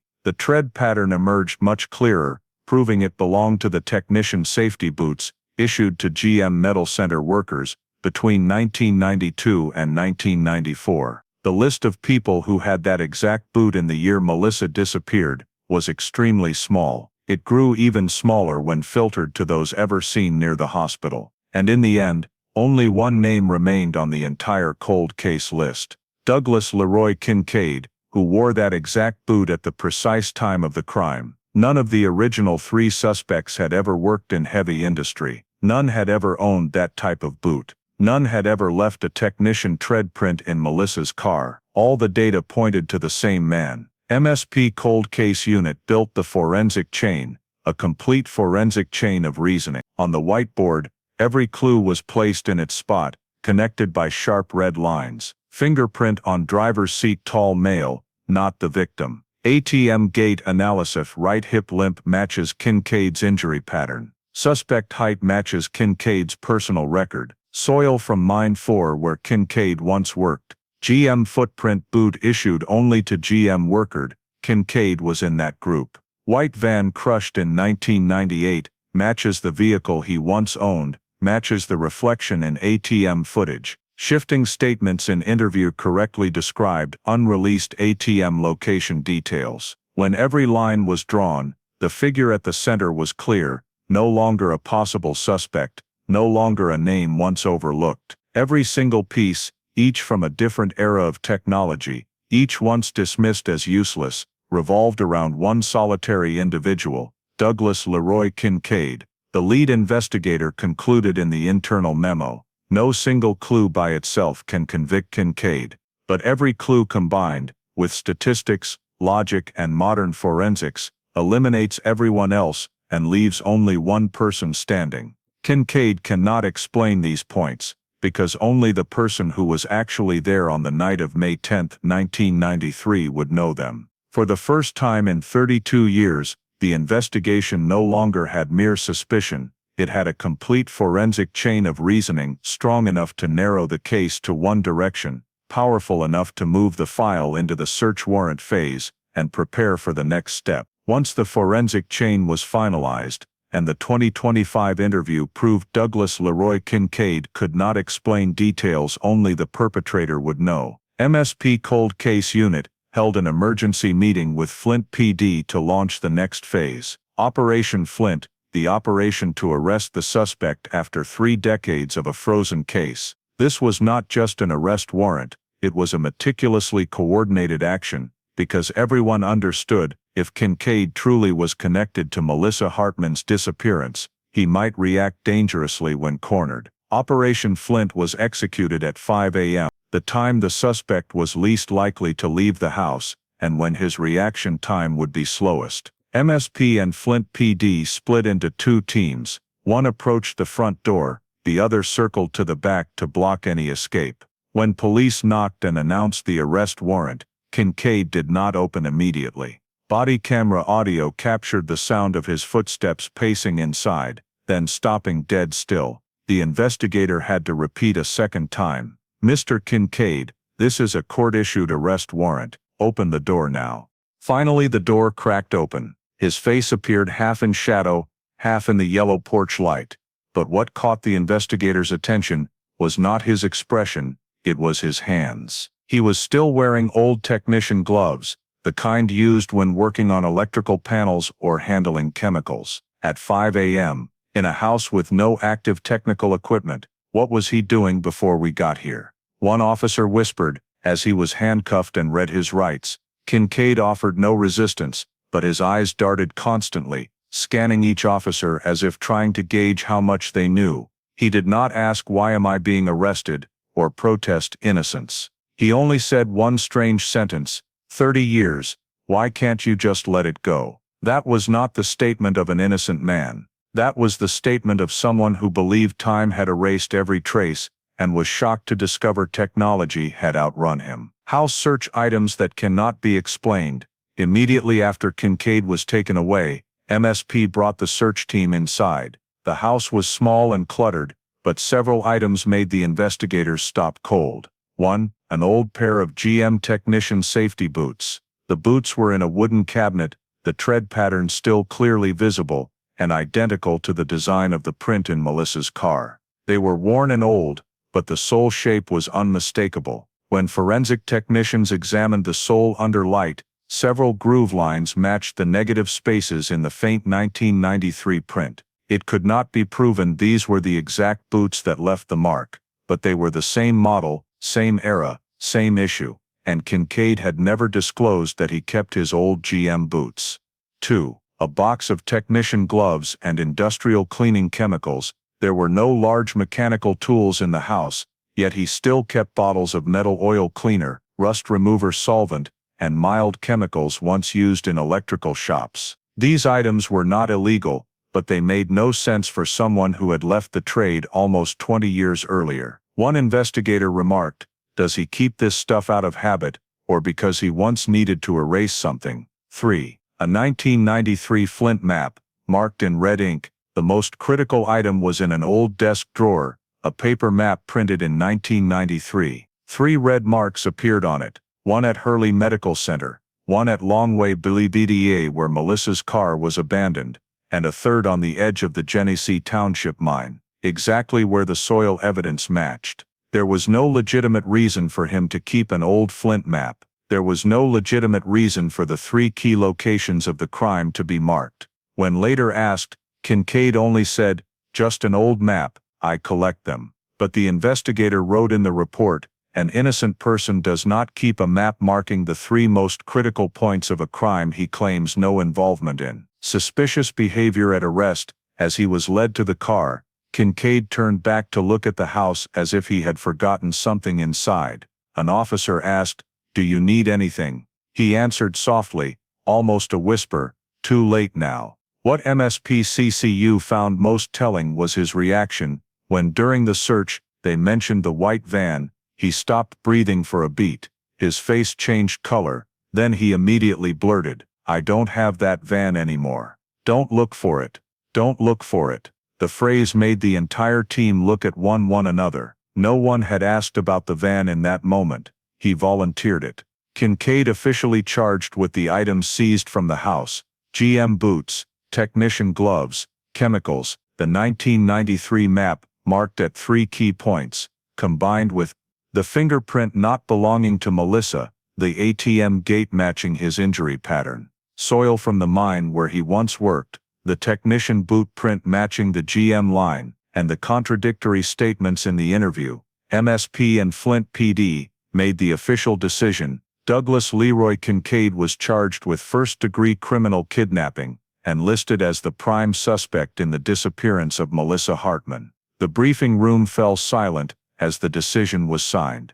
3 decades of investigation, lost files, limited technology, and forgotten evidence had finally converged on a single point. Operation Flint had achieved its ultimate goal, pulling the suspect out of the shadows, but the investigators knew full well the next journey would be even longer. Once Kincaid was in custody, and all the seized evidence was entered into the analysis system, MSP Cold Case Unit entered the phase many investigators consider the hardest in any no-body case: no-body reconstruction, reconstructing the events of the night of the disappearance without the victim's statement or direct witnesses, relying solely on the path of the evidence, forensic data, and the suspect's behavioral model. This was the only way to determine what truly happened to Melissa Hartman the night she walked out of Hurley Medical Center in 1993. The lead investigator opened the session with one simple line: "We let forensics tell Melissa's story for her."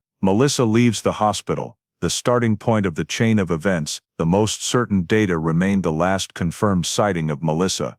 Co-workers saw her walk into the parking lot.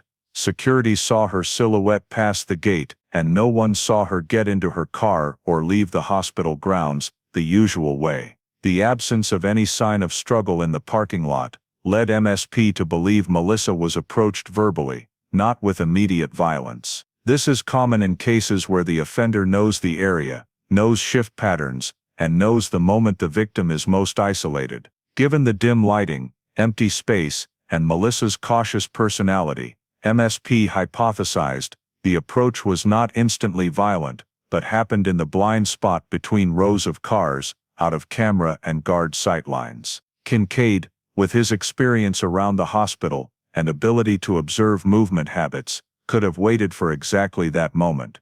Melissa was forced to drive a short distance. Forensic evidence on the driver's seat proves this. If the perpetrator wanted the victim's car without drawing attention, the easiest way was to let the victim drive herself out of the crowded area. This fits. The fingerprint location on the driver's seat. The seat pulled back farther than Melissa's height allowed when the car was found. Lifestyle, and the car being abandoned, only about a mile from the hospital after leaving. MSP concluded Melissa was very likely still in the car at first, but no longer in control once out of the hospital lights.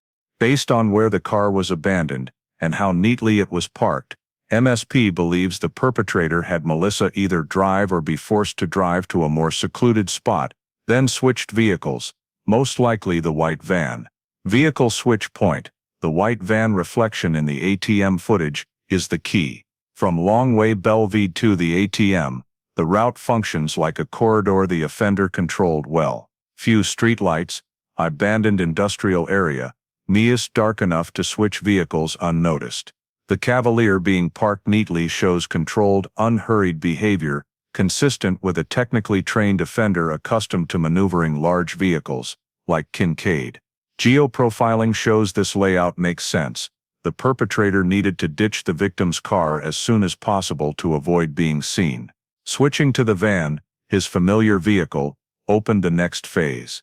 ATM.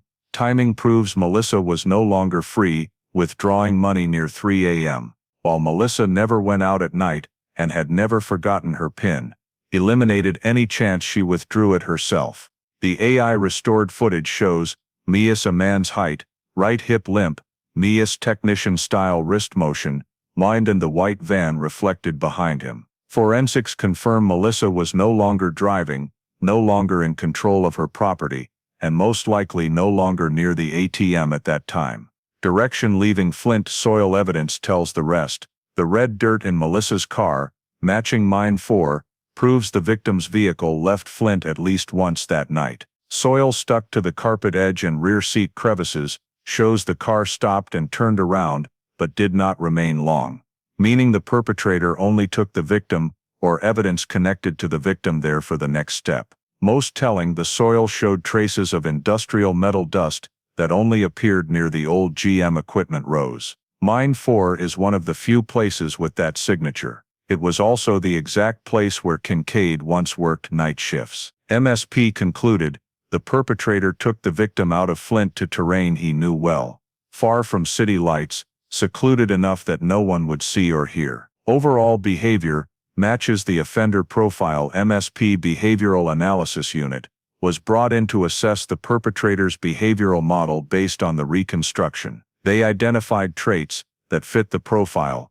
Mia's familiar with industrial sites, able to approach the hospital without raising alarm.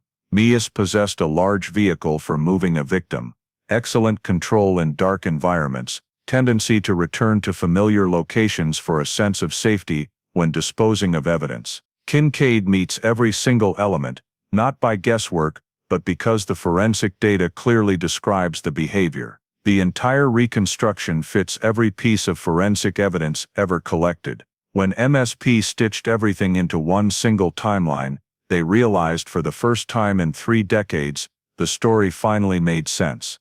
1. Melissa leaves the hospital. Perpetrator approaches in a blind spot. 2. Melissa is forced to drive or his director car leaves hospital grounds without suspicion. 3. Car is taken to Longway Bellevue deliberately abandoned, switched to white van. 4. Perpetrator withdraws money at ATM stance, height, injury pattern match Kincaid. 5. ATM withdrawer drives van out of Flint soil from Genesee Township mine. 4 matches Melissa's car. 6. Melissa's car returns to Flint and is abandoned. Driver's seat adjusted wrong, stranger's fingerprint. No forensic clue contradicts this reconstruction. No step in the chain requires unreasonable assumptions. No detail demands luck or coincidence. Every piece of data, the fingerprint, soil, footprint, ATM footage, 1993 map, GM boots, is tied to the actions of someone far more prepared than anyone imagined, and the only suspect who fits the entire reconstruction, in occupation, vehicle, behavior, location, injury, physical evidence, and reaction when confronted, is Douglas Leroy Kincaid. On November 14, 2025, the main courtroom of the Genesee County Circuit Court was packed almost an hour before the session began. The Melissa Hartman case, once thought drowned by time, returned with the weight of 3 decades of waiting and dozens of new forensic technologies. Reporters lined the entrance. Flint residents crowded the hallways. For them, this was not just a trial, it was a test whether justice could still reach a case abandoned since 1993. Douglas Leroy Kincaid was led into the courtroom amid low murmurs. He showed no fear. He did not lower his head. He did not look at Melissa's family seated in the front row. He held his head high, like a man who believed time was on his side, and that a nobody case could never end in conviction. Prosecution opens, presenting the forensic logic chain. The lead prosecutor began with a sentence that silenced the room. "We do not need a body to prove a truth that happened." Immediately they projected for the jury the forensic chain diagram that MSP Cold Case Unit had painstakingly built. First, the driver's seat in the Cavalier, pulled back 6-7 inches, something Melissa never did. Next, the partial fingerprint beside the seat adjustment lever, not matching any family member, not matching any mechanic, but perfectly placed for a man taking control of the wheel. Then the soil evidence, red dirt with high iron oxide, matching Mine 4 in Genesee Township. The prosecutor stressed, not just similar, identical in chemical composition, trace metals and geological origin. Next, the GM technician boot print on the floor. The prosecutor displayed GM Metal Center boot issue records from 1992, 1994, and pointed to Kincaid's name. None of the original suspects ever wore these boots. Only he did. Then they reached the ATM footage, the strongest part. The AI reconstructed video showed the withdrawer, height matching Kincaid, Nair right hip limp, matching his 1991 injury, wrist motion typical of an electrical technician. When the restored image played on the large screen, the courtroom fell completely silent. The prosecutor concluded, each small piece of evidence, none decisive alone, but together they point to only one man, Douglas Kincaid. Defense fights back, attacking the technology and the investigative model. Defense counsel rose, hand on the table, voice deliberately low and slow. The state has stitched scattered fragments into a story. But a story is not evidence. They attacked every key element. Fingerprint. A partial is never conclusive. Soil. Thousands of vehicles passed through that mine. Soil cannot prove who drove the car there. GM boots. Mass-produced boots, not exclusive. ATM AI. Technology has error rates, and AI is not a witness. 1993, Flint map. A piece of paper does not prove a crime. Their strategy was not to prove innocence, but to sow doubt about the reliability of modern technology, especially in a nobody homicide where the beyond reasonable doubt standard weighs heavier than ever. New witness, former co-worker from Kincaid's job site. No one in the courtroom knew what the prosecution had prepared next. When the middle-aged man walked in, a few reporters recognized him as the anonymous witness from the leaked documents, the one who had worked construction with Kincaid in the early 1990s. He trembled slightly as he raised his hand to be sworn in. When I saw the case had been reopened, I knew I had to speak up. He described the van white silver, distinctive curved decal. Then he repeated Kincaid's chilling remark, "Old van's fine, as long as it can haul everything I need, even stuff nobody's supposed to see." Defense counsel objected loudly, "That was just a joke," but the witness continued, voice harder, "The van disappeared the exact week that girl went missing. Doug said sold it, but nobody ever saw a buyer, nobody saw a deal. The van vanished, like it never existed." The atmosphere in the courtroom shifted instantly. It was no longer cold forensics. This was human memory, eerily matching the physical evidence MSP had uncovered. Heated debate over nobody homicide. One full day of the trial was devoted to legal argument. Can someone be convicted of murder without a body? Prosecution argued, "We don't need a body when there is no other reasonable explanation for the entire forensic chain lining up." Defense countered, "No body means it cannot be proven the victim is dead. She could be missing, abducted, or have run away. The state is asking you to convict on probability, not certainty." But prosecution fired back, "If Melissa were alive, where is the evidence she ever left Michigan? Why was her ATM card used by someone else? Why does the soil in her car exactly match the mine where Kincaid worked? Why does the map in his house mark the hospital, Longway Bluff, and the mine? There is only one reasonable explanation." The debate dragged into late afternoon. Some jurors listened intently, taking constant notes, others remained unreadable. Jury deliberation, tension thick enough to choke on. When the judge ordered the jury to the deliberation room, the entire courtroom held its breath. No one knew whether they would side with modern forensics, or with the defense's legal question, is technology and modeling enough to replace a body? 1 hour, 2 hours, 4 hours, no word. By the 6th hour, a note came out, jury continuing discussions, no verdict yet. Melissa's family sat motionless. Some in the Flint community began to fear if the jury deadlocked, it could lead to a mistrial, and everything would have to start over. By the 9th hour, the judge received word, jury has narrowed opinions, but still not unanimous. Pressure mounted. Those watching the live stream across Michigan called it the most divisive trial in Flint history. Finally, after 12 hours of deliberation, the jury room door opened. The foreperson stood, holding the verdict sheet. The entire courtroom rose to its feet.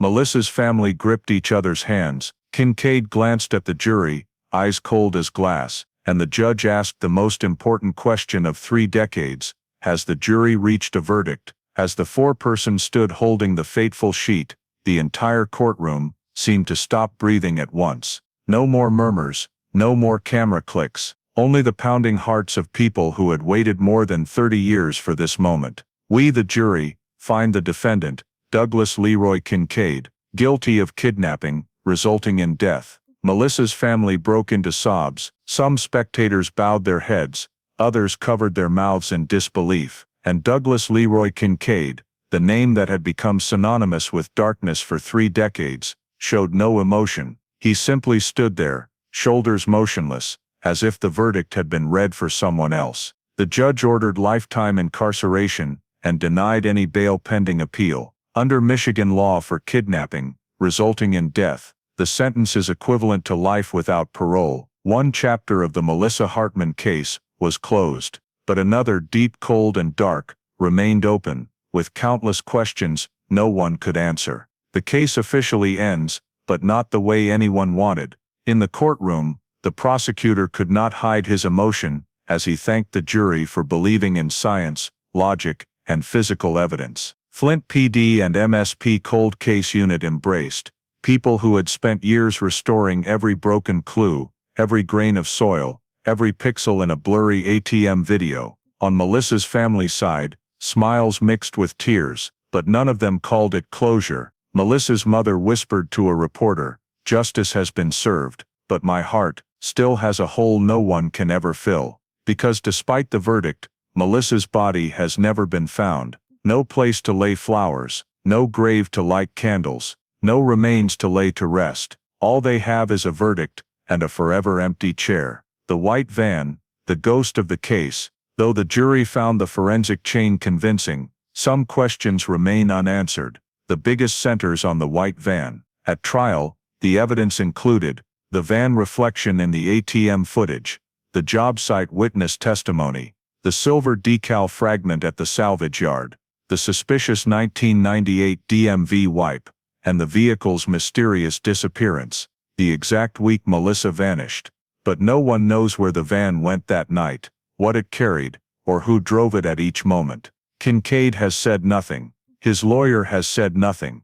And the van, once believed to be the biggest key, now exists only as a pile of crushed metal from 3 decades ago. An MSP investigator wrote in the final report, the van was the witness to that night, but the witness had its tongue cut out. Even after conviction, Kincaid has never explained anything about the van, and likely never will.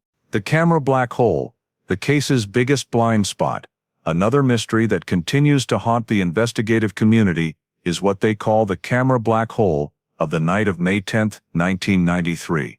According to MSP's reconstruction, in the Journey Hospital Longway Blythe des ATM Mine 4, there is a 20-25 minute stretch with no footage, no witnesses, and no direct trace beyond the soil in the car and the ATM timestamp. Analysts call this the period when Melissa disappeared from every record in the world. They believe this was the critical window, when Melissa was fully subdued, when vehicles were switched, and when the journey out of Flint began. But in 1993, no cameras covered that area, no witness remembers, and no physical evidence exists beyond soil and the boot print. Because of that, what happened in those 25 black hole minutes remains the greatest unknown of the entire case. Unanswered questions, the ones that still haunt the entire Flint community. Even though the verdict was delivered, many people left the courtroom with a feeling of incompleteness. They knew that the night Melissa disappeared was not just the story of a crime, it was also the story of the void between what humans can know and what is forever buried. The questions that remain: in what condition did Melissa leave Flint? Forensics show her car left the city, but was she still alive then? No one knows. Did Kincaid act alone, or did he have help? There is no sign of an accomplice, but also no proof he did everything by himself. Where was the body taken? Geoprofiling error margins cannot cover every forest and abandoned mine around Genesee Township. 3 decades of terrain changes have made searching almost impossible. Why did Kincaid keep the 1993 map? No one understands why he still kept the piece of paper, marked at exactly the 3 key locations, an act that feels like deliberately locking a memory in a drawer. Why did he never flee? When he learned MSP had reopened the case, he stayed in Flint. Investigators believe he was either too confident, or truly thought time had erased every trace. No one knows the answers. An incomplete ending, but the only ending justice could deliver. In the end, the case was officially marked closed, conviction secured. The file, now over 600 pages thick, was returned to storage. 3 decades of searching for the truth were temporarily closed. But for the Flint community, for the investigators who spent half their lives chasing every grain of soil, every fragment of memory, every blurry pixel on an AI screen, this is not an ending. This is only a stopping point on a road they know will never truly end. Melissa's family walked out of the courthouse, into the gray Flint afternoon, wind whipping hard through the cold streets. Her mother looked down at the courthouse steps and whispered, "She deserves to come home. We will still search." In the eyes of the investigative community, that hope, no matter how small, fragile, or hard to grasp, is the only hope they have left, because justice has done its part, but the truth of that night still belongs to places humans have not yet reached. Looking back at the story of Flint 1993, and the more than 3-decade journey to bring Douglas Kincaid to trial, we are not just hearing a true crime case, we are looking straight at life in today's America. A young nurse steps out of Hurley Medical Center at night, believing she is simply going home like any other day, in an industrial city already too accustomed to darkness, night shifts, and exhaustion. From that moment, Every crack in American society appears: poorly lit parking lots, dead-angle cameras, a community used to thinking it's probably nothing, and an investigative system that once lost a fingerprint, a taxi driver's statement, and even a suspect's name because of clerical errors. The first lesson is painfully ordinary. Personal safety is never being too careful. The dark parking lot at Hurley, the 3 a.m. ATM, the familiar route Melissa walked alone. These are details Americans still face today: night shifts at hospitals, overtime at factories, late walks through empty industrial zones. The story reminds us that telling loved ones where you are, avoiding walking alone in dark areas, noticing strangers near your car, is not paranoia, it is survival skill. The second lesson belongs to the community and the system: never ignore the small things. A misplaced witness report, a GM boot print dismissed as unimportant, a white van written off as coincidence, all of it cost Flint more than 30 years. In today's America, that means when you see something odd in your neighborhood, workplace or school, report it, document it. Don't think it's not my problem. The persistence of the MSP cold case unit, Melissa's family, and even the anonymous worker who finally came forward to testify remind us that justice does not arrive on its own. It needs people who refuse to look away. If you found the story of the more than 3-decade journey to find justice for Melissa meaningful, please hit subscribe so we can keep exploring cases that time tried to bury. Thank you for watching, and see you in the next video, where we continue shining light into the dark corners the community should never forget.